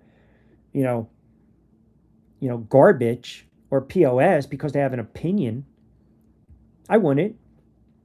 If she grew up around predominantly black, strong women, then that's important to her. And that's okay. So she's just speaking out on their behalf. But you can't in one breath sit there and say, well, what the hell does a 24-year-old white girl know about it when she's telling you where she came from, and then sit there and talk about Caitlin Clark, she needs to answer X, Y, and Z. It doesn't work like that. But you guys are entitled to your opinion. That's all. And that's okay. That's okay. That's okay. You guys can do whatever you want. You can have your opinion. That's all. People got to think what kind of messages on the internet and YouTube say about her could be worse. It's bad. It's bad.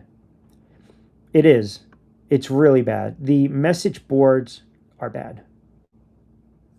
WNBA, what is that? That would be the Women's National Basketball Association. Page is woke and educated. How do you know that? There's a lot of woke people in this world. I'm not going to sit there and say they're uneducated. I'm not. I'm not going to say that. People are entitled to their opinion, and I know it probably rubs people the wrong way. People might tune in and listen to me and think I'm uneducated. I make fun of my liberal arts math all the time. All the time. I like to think I have a thought. I like to think it's evergreen and fresh content. The one thing I will say, and I had a lot of you guys chime in yesterday because you were now, after you listen in, you were listening to other shows because some of you guys were chiming back saying, hey, man, they're doing a rip and read on. Hey, that's okay. I take that as a form of flattery. There's a lot of good shows out there talking what we're talking, maybe not to the level or the depth that we are, and that's okay. There's no hate. There's no shame in that. Do what you need to do, man.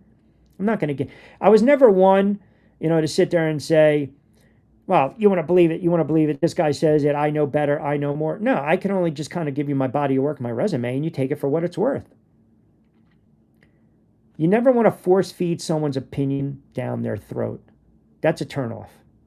Nobody appreciates that. Nobody does. You might think the way you think. Okay, I might agree. I might disagree. If we disagree, I kind of want to tell you maybe why we disagree, right? Yesterday there was a lot of upheaval because I made the statement that, a trade should be imminent. They should trade Caitlin Clark. And I laid it out why. And everyone thought, troll me, you're stupid, you're clueless, you don't know what the hell you're talking about. Well, I think I laid it out perfectly, or why in the offseason, right? Because no matter what, you're not going to be able to pay everyone, and then you're going to have to worry about, the EPIC coming up as well. As you guys mentioned, she's not a good fit on the floor, especially with Mitchell, and especially this head coach. Do her a solid. Let her go somewhere else and flourish. Now, is the culture, is that going to change? I don't know. I think at this point, there's going to be haters in this league that just don't like certain players, and they're going to make their life miserable. You can't control that. She's 24. These players are still young. Where the narrow-mindedness and the jealousy and the pettiness is coming from is a lot of the older veteran players who also have an influence on some of the younger ones. So what do? They start to play each other against one another. That is a bad look. That is a bad look. I really believe that everything is going on right now with the WNBA is going to affect viewership growth. Fans that may have been watching from the sidelines are going to get turned off, if not already. I think there's fatigue, and I think people are getting turned off, but I also think they want to watch it. Right? I think so. I do. Operations, I can't read that one. Come on, what are we doing? I chuckled. I'll just let you know. You guys can read it in the chat. I chuckled. Sawtooth. Oh, I like that handle. Thank you for chiming in for the first time. By the way, Tuesday edition on Q. Rich Quinones here, powered by our good friends over at Fresh Roasted Coffee. 20% on me. Check out the show notes. And, of course, Pliable, Fresh Roasted Coffee, Three Brooks Bourbon, Played Against Sports. If you're new to the channel, we do this every day. Pump out a lot of hoops content as well as NFL. And if you like what you hear, definitely like, comment, and subscribe, and share. It's to the point that I can barely watch game highlights before thinking the channel got switched to WWE. It does become that bad. It does. It really does. It's tough to watch, right? Fake push of the WNBA is just ESPN's propaganda. It's terrible to watch. So I'll say this. I think ESPN is a major... They're one of the biggest culprits. I believe that they have pushed a certain narrative. They can't stand certain players. They can't stand Caitlin Clark. They do make it a black or white issue. And they also have people just go on the air to go on the air. Like, they will not go after Stephanie White because Stephanie White won in Purdue. She won in college. She was horrible at Vanderbilt as a coach. She won in the WNBA. She played in the WNBA. She had success with Connecticut. And she was also an analyst for ESPN. They're not going to go after her. And she's in a relationship with Lisa Salters. Again, I don't care about that, but Lisa Salters is respected and works where? At ESPN. They're not going to go after their own. You're not going to get that ESPN on ESPN crime. You're not. But if this was any other head coach in any other league, in any other sport, they would have been fired by now. That's all I'm saying. That is all I'm saying. That's it. Bowling, you get that CBS in the morning, CBS Sports Network. Definitely uneducated on politics. I don't know her political stances. I don't know. I don't listen enough, to be quite honest with you. I just think it's hard when you sit there and say someone's uneducated. Maybe they don't say what you agree, and maybe they do need to be a little schooled on things. Look, there are certain things. I know my strengths, and I certainly know my weaknesses. I really do. But I do also try to prepare and do research and prep and watch and listen and observe and ask questions and try to get as much info and intel as I can. So I think it's one of these things where, you can... I believe that sometimes people say things if they're pushed to say it or they really believe it, or you also have to factor in what? Timing is everything in life. So you've got a firestorm going now. She says what she says. She's entitled to her opinion. And now people look at it, and I'm telling you, this is how people think. They look at it saying, what does this 24-year-old white girl know about disparity? Well, she just gave you her background. I mean, if you want to take it for what it's worth, take it for what it's worth. If you don't, you don't. But that's not what's wrong with the league. It's not. There's so many other things wrong with the first thing. Now, you might sit there and say, well, hold on, Rich. If you keep hammering home inclusivity and she made that comment, it goes hand in hand. Yeah, no. Yeah, no. But it all stems from the commissioner. She created this. She created this monster. So some of these young players, some of them, you never know what they're thinking. You never know the pressure. You never know. You get some of these older players, they pull you to the side. Some of these vets, like in an NFL locker room, if you're a Bible thumper, if you're leaning this way, leaning that way, you get that 15-year vet, man. Don't bring that in that locker room, young man. Don't bring it in here, son. Don't bring it in here, man. We don't want to hear that crap. Well, okay. Then you get pressure. Then all of a sudden, I need to force my belief on you. And you might not even want that. But hey, man, I got to get along to go along, man. I don't want to be hazed. I don't want to be razzed. I don't want these vets to give it to me. So there's pressure. None of us are in the locker room. We don't know. We have no idea what these players talk about off the floor, outside, texting each other, going out to dinner, traveling together. You never know what they're thinking. Maybe all of a sudden that vet says, no, that's not the way it is here. You don't say that. Or, hey, man, this is how you walk. You walk it this way or you don't. You talk it this way or you don't. We don't know. The league, there's a lot of influence, and I think a lot of the pandering and I think a lot of the nonsense stems from some of the jealous older veterans who realize their time in the league is coming to an end and they can't accept it. So if I'm going to go out, I'm going to go out. And if I'm going to go out, I'm going to start pissing on your parade, man. I believe there's something to be said about that. That's all. If the older need to go, so should the older coaches and GMs. Yeah, listen, I think that's different. The older players, sometimes they can be the most dangerous ones. The coaches leave when they lose games. If Stephanie White, let's just use her as an example, takes them deep into the playoffs, she's not going anywhere. She's not. I would say there's probably, 3 or 4 really good coaches. I mean, say what you want. Becky Hammon, she's a successful coach, right? Bordello is a winner. She won a title with the Mercury in 2014, right? The Liberty went to their first ever NBA championship. 2024, right? Reeve is obviously, she is a very good head coach. She's won. She's got a track record, a lot of wins. So You can keep breaking it down all you want. I don't think Stephanie White's a good head coach. And if she's going to stay at the helm in Indiana, it's not going to work with Caitlin Clark because Caitlin Clark and Mitchell on the floor at the same time, it just doesn't work. It doesn't work. So you're going to move Mitchell. You're not going to get anything for her. You got players that you're going to have to sign, and then you got to look at a salary cap. And then I mentioned the EPIC.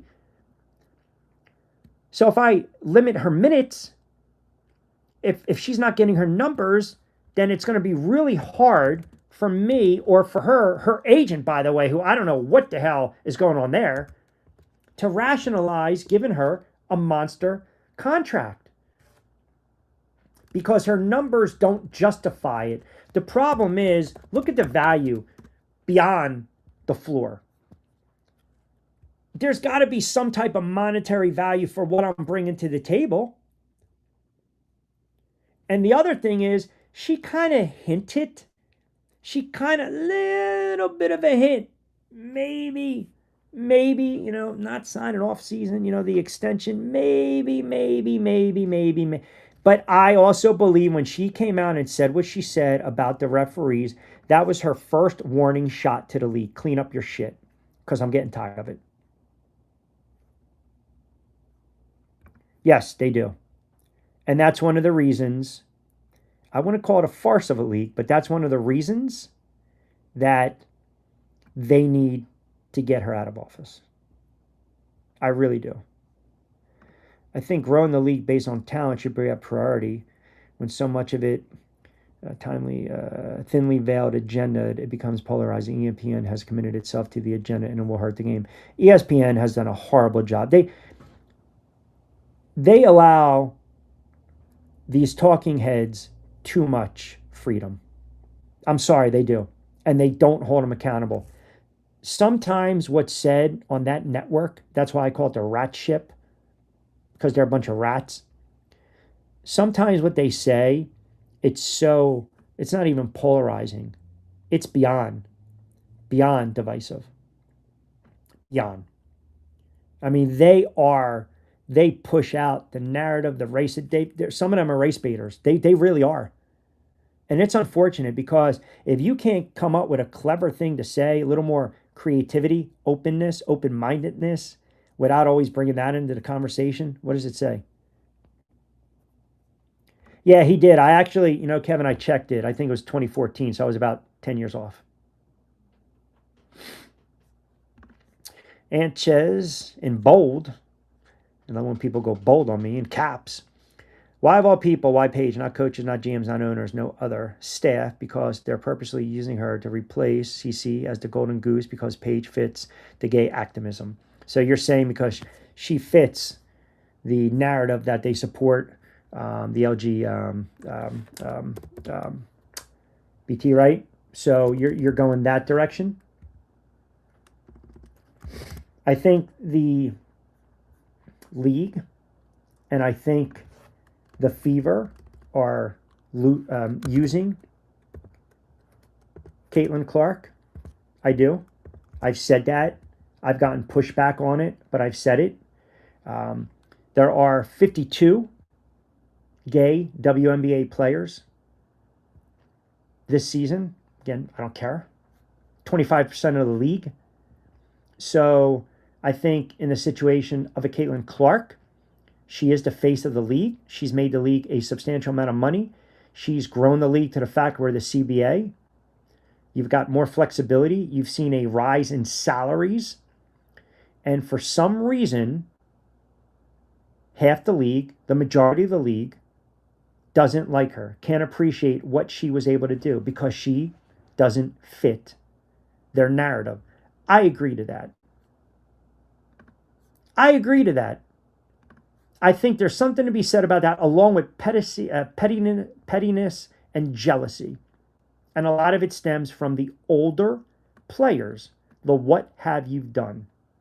What have you done for me lately? But Paige, let it play out a little bit. If she was raised in that environment, then she can speak on it. And I see no problem with it. I really don't. If she's telling you, hey, AAU, stepmother, family, friends, I don't have a problem with that. Like, again, we're all from different walks of life, and we've all had different circles. I mean, I grew up, and my circle of friends. I mean, I say it was like a Heinz 57, man. It was a mixed bag, it really was. Spanish, white, Asian, black, Italian. It was a mixed bag, man. It was a mixed bag. That circle's still together to this day. I don't look at it like that. In this instance, though, this commissioner has crammed that down our throats. That's why the league is divided. That's why the fan base is so divided. That's why it's always a hot topic button. It is.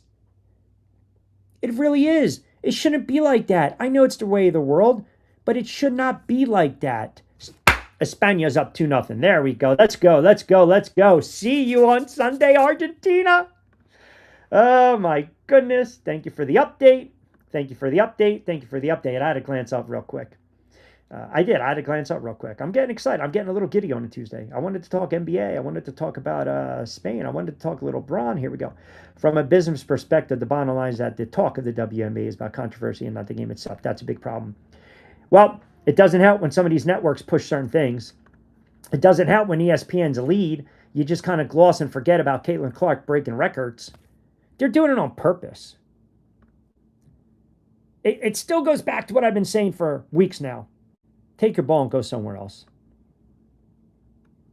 Not screaming A. Not screaming A operations. Solitary A. Because remember, he was playing solitary during the NBA Finals. Thunder in Indiana. He's solitary A, Smith. Not screaming A. And just because you're the loudest, it doesn't mean you're right. Just remember that, kiddies. No, Lori. It's solitary Stephen A. Not screaming. Stephen A. irritates me in one breath. He condemns the bad behavior, and then the next, but I understand why she feels that way. It's either or. Yep. Nailed it. Stephen A. became a character. Stephen A. used to walk into the press box, and he was a hell of a writer. And then they gave him the microphone, and he's been able to parlay that to become the face of sports media, the face of ESPN, and he's making a substantial amount of money. But if you kind of push a little bit back on that and you really, you call some of these talking heads out, they don't really back it up. It is just screaming to make their point. Like, at least what I try to do every day is back it up with some facts, some stats, and some opinions that make you think, where you would not have thought in that light or in that direction. That's why we open up the comments board, because I like to play off of you guys, because you guys are investing your time, which I greatly appreciate. And everyone's got their thoughts about the Skips and the Stephen A's and, the David Dennis and the Cowherts and stuff like that. And it goes on and on and on. The McAfee's on and on and on. And listen, they're in those positions and they make a shit ton of money and they use it to their advantage. And they also all think they're all Teflon. And eventually, the chickens are going to come, the hens are going to come home to roost, because the smart fans like you guys, you can see right through that BS. Like, you can't be Switzerland in this regard. Greenberg, he does that shit all the time, which just bugs the hell out of me. Have an opinion and stick with it. I told you this the other day. I believe Caitlin Clark needs to be traded. I believe she's got no future in Indiana. And you can sit there, and we talked about everything from the leverage, the money, the branding, the merchandise, all the positives she's bringing to the table. But the fact is, it's not a fit with this head coach on the floor with these players. So she is under their thumb. She is being used. As long as the networks and the fans believe she's going to play that 15 to 20 minutes, especially the fans, they're going to go to the games. As long as the betting public believes she's not going to be a DMP, she's not going to be out because of back arrest, they're going to bet. So what is the Fever doing? What's the front office doing? What's the league doing? They're manipulating everyone. They're alienating anyone, and they're using her. She's under the thumb. That's why I've been not screaming, but very passionate and adamant about the fact that she needs to get the hell out of Indiana. And I don't know if LA, I don't know if Seattle, I don't know if another team is going to make a world of a difference. Or at your age, you're young enough, you got 10 more years to go, take your ball and go somewhere else. Take your ball and go somewhere else. The hell with all this friggin' nonsense, the drama, the theatrics, the pettiness, the juvenile activity, the fouls, you being banged around, your ass hitting the floor every other day, the referees against you, the league against you, the toxicity, the media against you, no one in your corner, no one backing you up. Take your ball, create your own league, or go overseas and go to Europe. You're 24. You already made millions. Speak up for yourself. But as I come all the way back, not to hedge what I'm saying, right? This is not who she is. It's not who she is. You can't sit there and paint someone with a broad stroke and say, I can't believe they believe this. Why? Because someone who likes them backs them. So all of a sudden, that means you equate guilt by association, Confederate Caitlyn. I mean, it's just stupid. That's just, like I said, a bunch of fools, man. That I can't tolerate. That's not fair to a 24-year-old. That's not fair to anyone. Don't paint that broad stroke. That's not right. But I don't like what they're doing. I don't like the pettiness. I don't like the jealousy. I don't like the fact that they are using this kid because they know they can get away with it. As long as they dangle the carrot that she's playing, the networks salivate. As long as they dangle the carrot that she's going to play 15 to 20 minutes, fans are going to come out and watch her. As long as they dangle the carrot, prime time, Caitlyn time, here we go, you're going to buy merchandise. She is a puppet, man. She is a puppet. And these assholes in the front office and the head coach are pulling the strings. So when everyone pushed at me yesterday and said, you don't know what the hell you're talking about. What are you smoking? What do you got in that cup? It's not fresh roasted coffee. Rich, take a step back, take a nap, walk Kiki. You don't know what you're talking about, a getting traded. In this case, I'm sorry. I'm very passionate about this, and I really believe it. There's no future with this Indiana team. She can go and win a championship, and you know what? People are still going to friggin' dog her, and they're going to say it's Mitchell, it's Mitchell, it's Mitchell, it's Cunningham. They're going to totally gloss over Caitlin Clark because you can't change people. Once they are set in their ways, they are set in their ways, especially the older ones that are old school. I know I'm older and I know I'm old school, but if you present a certain opinion to me and state your case, I'm willing to listen. I'm willing to hear it. But these others aren't. They've already made their decision, right? They already made, this is how they feel about her, and it's never going to change. So knowing that, if that's me, I want to get the hell out of here, man. Like, life is too short to try to prove someone wrong. 2 + 2 in your world is 5. Yo, man, have at it. Go argue with yourself. That's fine. You're right. 2 + 2 is 5. Hey, I went to a small liberal arts college. That's fine. Whatever. I'll agree with you. I'll agree with you. They're using this kid. They're using this kid. Period. And everyone who really cares for her, everyone who's really in her circle that she can trust. Because remember, when you're young and you make millions, that's when the third cousins come out of the woodwork. That's when the girl you went to friggin' middle school comes out of the woodwork. That's when the boyfriend, everyone starts, because what do they want? They want they want what you have. And it's so hard to break free from that nonsense. A strong person breaks free from that. A strong person, the most dangerous person is really the quiet one, and not the loner per se, but that small, tight little circle, because they will not allow outside noise to penetrate it. That's a lot of pressure that is being bestowed on her. And you want to come back and say she brought it on herself. No, it's her talent that people were not ready for. And the fact that, again, kind of the theme of the show that I've been talking about, square peg, round hole. She doesn't fit it. She doesn't fit it. And I'm really hoping, part of me is like, I hope this team falls flat on their ass so they fire the head coach and maybe she gets a fresh start, or win it all, don't sign a contract extension and go somewhere else. Because enough is enough. Enough is enough. Yeah, 2027. Thank you, Greg. Thank you. Thank you. Yes, 2027. Correct. And that's when she's due. I just think everything, as we wrap it up in a minute, everything comes back to the delusional X factor. And that's the commissioner. And during the offseason, Adam Silver, the powers that be, really need to sit down with her and say, listen, Here's the perception. Here's the narrative. This is the view. This is the optics of the league. And it's not good. Yes, numbers are up. Ratings are up. Revenue is up. Those are all great things, Cathy. But what about the product on the floor? What about the physicality? What about the lack of officiating? The incompetence of the refs? You know, the players barking and yapping. The fact that you wait a day after as a league to assess a penalty, to suspend a player. Then you get the backlash. Then the fans go on social and they attack the players. It's all cynical. It's all cynical. Cathy, you lost control of this league. You lost control of this league. The league is broken. We need to fix it. And she's going to have all her ducks in a row if she's smart, or a PR team has their head out of their ass and they know what they're friggin' doing. Obviously, they don't. But if they do, then she has leverage to say, I've done X, Y, and Z, and this is what I'm working on. Look, the best thing is when you have that conversation face-to-face with someone, because you can tell if they're full of shit or not. Period. You can tell if they're full of shit. You can tell if they're genuine. And if they're not genuine, the eyes don't lie, man. I told you this, the eye test the other day. And if I don't like what she's seeing, if I don't like where the eyes are roaming around the room, they're not focused on me, then guess what? You're gone. You're gone.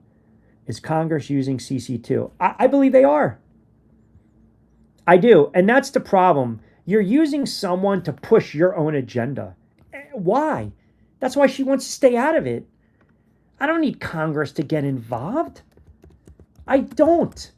The fact that they went out of their way and they sent a letter, and oh, by the way, the crux of the letter was the treatment of who?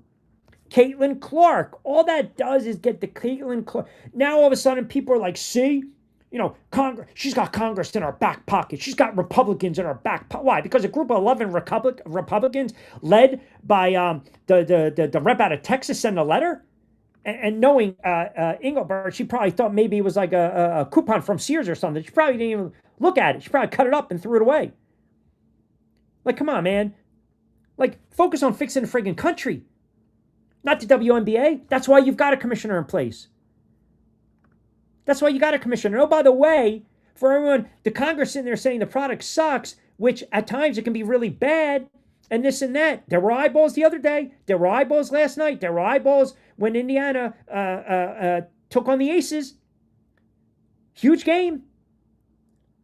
So maybe, you know, the league fought back and put them on notice. I don't know. But no, I don't need Congress to get. I don't need them to get involved. You had a great game. Wilson averaging 25. You got Mitchell averaging 22. Clark at 20. Boston at 17. It was a hell of a game. Now, fix the other shit going on in the country, please. Not the other. Don't worry about the. Just get her out of office. Get her out. Do we have an update? Spain still up 2-0? All right. All right, we got to start wrapping it up. I was only going to go on for 45 minutes, but I love you guys. You guys chime in for like friggin' 2 hours. You guys are friggin' beasts. You guys are the best. It is close to 5 o'clock on the East Coast. If you like the show, again, I'm Rich Quinones. This is my channel. The show is on cue. We also do BYP, a sports betting pod. Also do a hoop show, Overseas Dimes, where we interview a lot of overseas players. Get involved, stay connected, get in the conversation, engage me. By the way, I put up shorts on X, also on the channel, IG at Rich Q on Q, TikTok, Rich Q on the mic. You guys can argue away. I try to respond to every single comment, even when you guys troll me, or you make fun of the mini helmet, or the dog's barking, or you don't like my face or my attire. I still respond to all the comments because you guys, again. Yeah, we got it. We got double job. We're going to fire it off, man. We're going to fire it off. We got some boxing stuff. We're going to get into some of those boxing shows. They're probably going to be shows that are going to be singular shoulder shows, to be honest, DB, during tonight. But we are adding some programming to the channel. And I can tell you this, we're going to have some former players come on too during the NFL season. So that's going to be fun. Yeah. Gracias, Miguel. Gracias. I have some text messages that I need to send out for those that thought Spain was going to get waxed by France. So how about this? Spain takes care of the friggin' waffles, and now we're getting ready to take care of the truffles. How about that? See you on Sunday, España. All right, you guys have a wonderful, what's up, Coach? A wonderful Sports Tuesday. Like I said, if you like the show, if you like the content, subscribe to my channel. The best you can do is just share with your friends, get them to subscribe as well. We try to be opinionated, passionate, raw. It's unfiltered, but we love when you guys flat out, constantly and consistently engage. We don't care where you come from, walk of light, white, black, blue, green. We don't care. We love to know, by the way, going forward, because so many people are commenting in, where you guys are chiming in from. I definitely would like to know that. Definitely like to know the audience. JS, be well, brother. You can't let Messi win it all again. Hey, I don't know what to tell you. We're going to beat Argentina at full strength. How about that? How about that? How about España? Oh, I cannot wait to text some people. And by the way, who knows? You know, England, Norway got robbed by England. Maybe, you know, some guys were commenting the other day and they were saying, cable of God, you know, from what happened in '86 with the hand of God of Maradona. Maybe it's full circle. If Argentina falls behind 1-0 early tomorrow, it's going to be very interesting to see how the refs call the game. Because if they send an England player off and they got to play with 10, oh, the shit's going to, oh my God. Totally going to hit the fan. Louisiana. CT. All right. I love it. You guys are fantastic. All right. We're going to wrap it up. Back at it mañana on a Wednesday edition of On Cue. And I can say, that's what the commenter said. And then he said, cheers, mate. Back at it tomorrow. We're going to talk a little LeBron, NBA, little off-season NFL. We'll dive into that. Keep the notifications on. Like, comment, subscribe. You guys are fantastic. This has been On Cue. We are powered by our very good friends over at Fresh Roasted Coffee, Three Brooks Bourbon, and also Play It Again Sports. Be great. What do we got here? Be great to see boxing content that is not tainted by paoli from Bill. Hey, check out my channel. Check out my channel. We got some great interviews, and we got a lot of boxing content. I just got it. By the way, it's so funny you mentioned that. No, I'm not on anyone's payroll. I got an alert that some jackass is using my friggin' boxing content. So I had to do the YouTube removal. I didn't want to call him out because that's not who I am. But if he doesn't take it down, I'm calling him. I'm like, this cat's using my footage. I can tell you exactly what footage it was. It was Boots Ennis' 5th fight that I recorded and called. Literally, put it up there on his friggin' channel. Monetizing off of it, jackass. No. Remove that, baby. Remove that article and clothing. No, thank you, sir. He might be part of our Friday show because we call out the frauds on Friday. All right, I got to go celebrate España. So you got a little hoops, WNBA. You got Summer League tonight. All-Star game. I don't know if you're going to watch it. Maybe we'll touch. I asked you guys if anyone watched the Home Run Derby. Crickets.